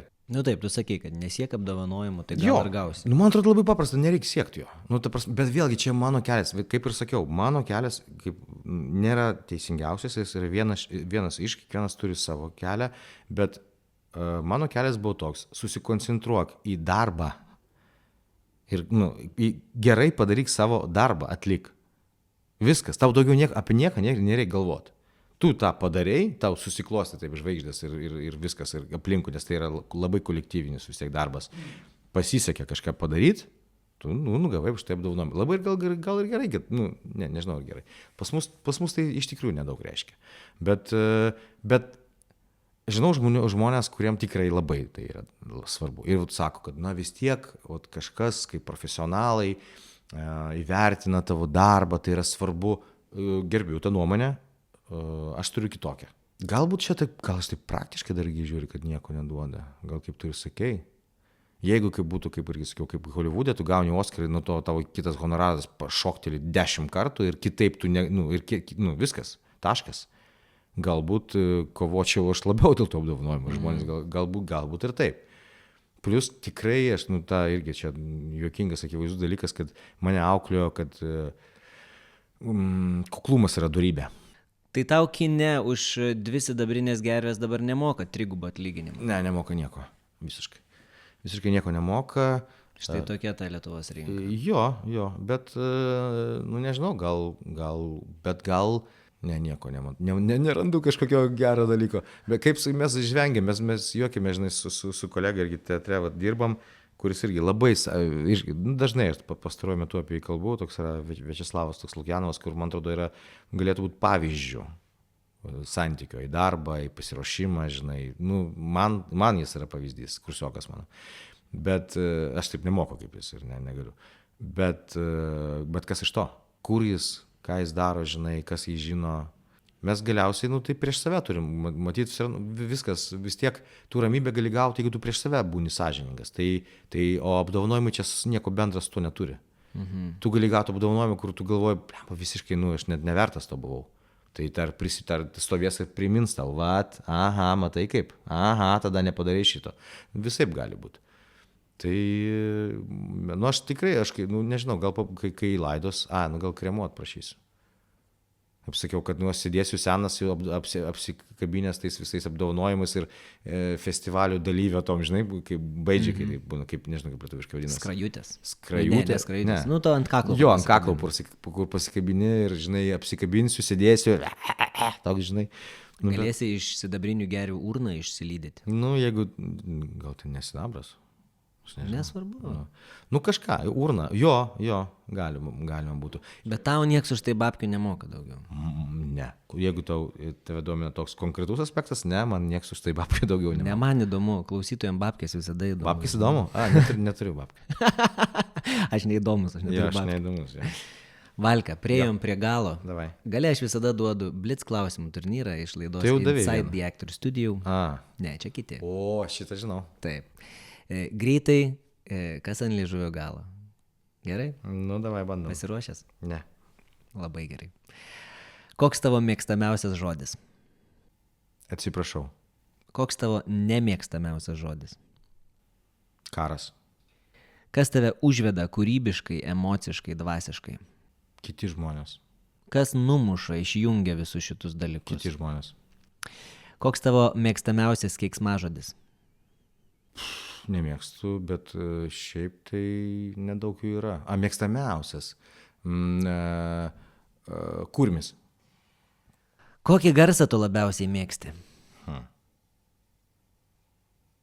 Na, tokie neakivaizdus iš tikrųjų garsai būna tokie dabar artimiausių žmonių, žinai, šeimos narių, kokie nors, pavyzdžiui, sapne kokie išleidžiami tokie, kokie nors tokie, va, tokie. Per miegą. Per miegą kokie. Kokio garso nekenti?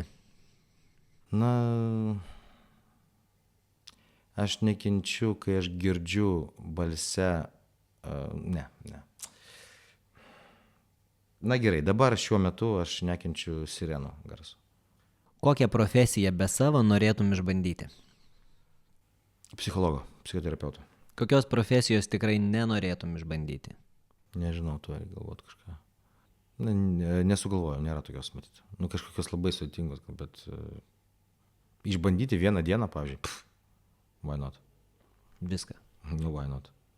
Pavyzdžiui, srutų išvežiotojo. Vieną dieną, why not? Gerai. Viskas į patirtį aktorius. Ačiū tau labai. Aš žinai, tau linkiu, kad tarptautiniai projektai vystytus vis labiau, vis daugiau, nes pasaulis turi pamatyti tokį aktorių kaip tu. Ačiū, kad buvai čia, ačiū visiems, kas klausėt, gal patiko, gal nepatiko, jūsų reikalas, mūsų reikalas šnekėti, jūsų reikalas klausytis. Valentinai, ką nors palinkėsi tam vienam žmogui, kuris klausosi? Nu, visų pirma, reikia ilgai pažadinti, gal garsiau kažką su Ne, nešauk, tegul ramiai. Gerai. Tai ką palinkėt? Jeigu nenori, tai nelinkėk. Ne, aš galiu iš tikrųjų pasakyti, pasinaudoti tą tribūną, kur žinai, linkiu nepriiminėti greitų sprendimų, nebūti tokiais paprastais, primityviais ir labai palinkėsiu, pavyzdžiui, keisto dalyko, skaitykit knygas. Va. Ir savo to labai linkiu. Ja. Ir pažiūrėkit filmą Swiss Army Man. Nice. Žiauriai keistas, žiauriai. Jeigu išsėdėsit, tai gerai, bet pirma pusė labai sudėtinga bus.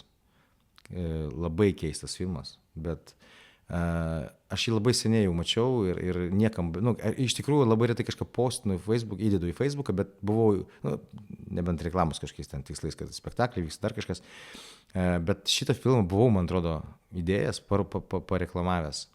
Bet taip ir viskas tyliai, tai praėjo, čia jau senokai buvo. Va, dabar peržiūrėjau, parodžiau vienai pažįstamai, supratau, kad taip jis man labai patinka. Bet pasirodo, kad aš nežinojau, kas režisieriai to filmo. O režisieriai to filmo yra režisieriai, kurie praeitais metais gavo Oscarą pagrindinį. Už filmą Viskas kartu ir iškart ten kažkaip taip vadinasi. Ir čia tie patys žmonės. Wow. Jo, ir aš nežinojau, ir pasirodo, reiškia kažką užčiuopęs buvau. Ir tada. Nors jie ir už tą gavo Sundance pagrindinį, man atrodo, dar vieną iš. Tai va, bet šitas, toks labai nepopuliarus, tai jeigu, aš manau, kad tavęs klauso gal vis tiek kažkokie ir nežinau, kas tavęs. Aš nežinau, kas manęs klauso.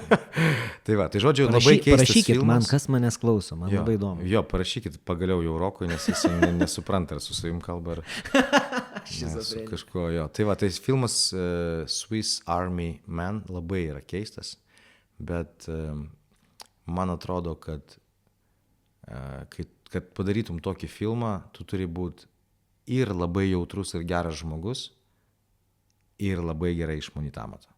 Nežinau, ten kažkas yra, matyti vat, iš tų mano plokštelių vaikiškų, iš to Mažojo princo ir Piterio Peno, kur aš paskutinius 10 minučių aš verkiu taip, kad aš tiesiog, nu čia yra, nežinau, čia yra, ten galit ir visai neverkt, čia tiesiog aš verkiu, nes aš kažką atpažįstu, kažką tokio, kas yra apaugę per mano 40 metų. Ten šauna ten, kur aš va toks esu išauklėtas ir toks aš buvau ir esu giliai.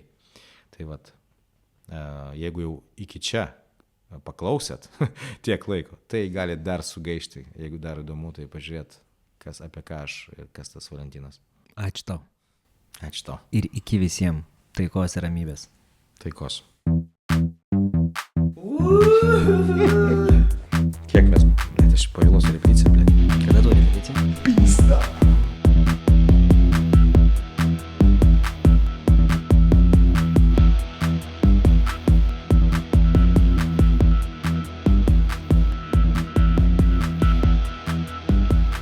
Net taip, net toks, na, kažkaip galvojau, kad nebus čia gyvūnų. Nu, bet kad jie ir ne gyvūnai. Jo, ateivis. Mes galim su savaitę įrašyti podcastą. Reikia 3 dalių daryti. Jo.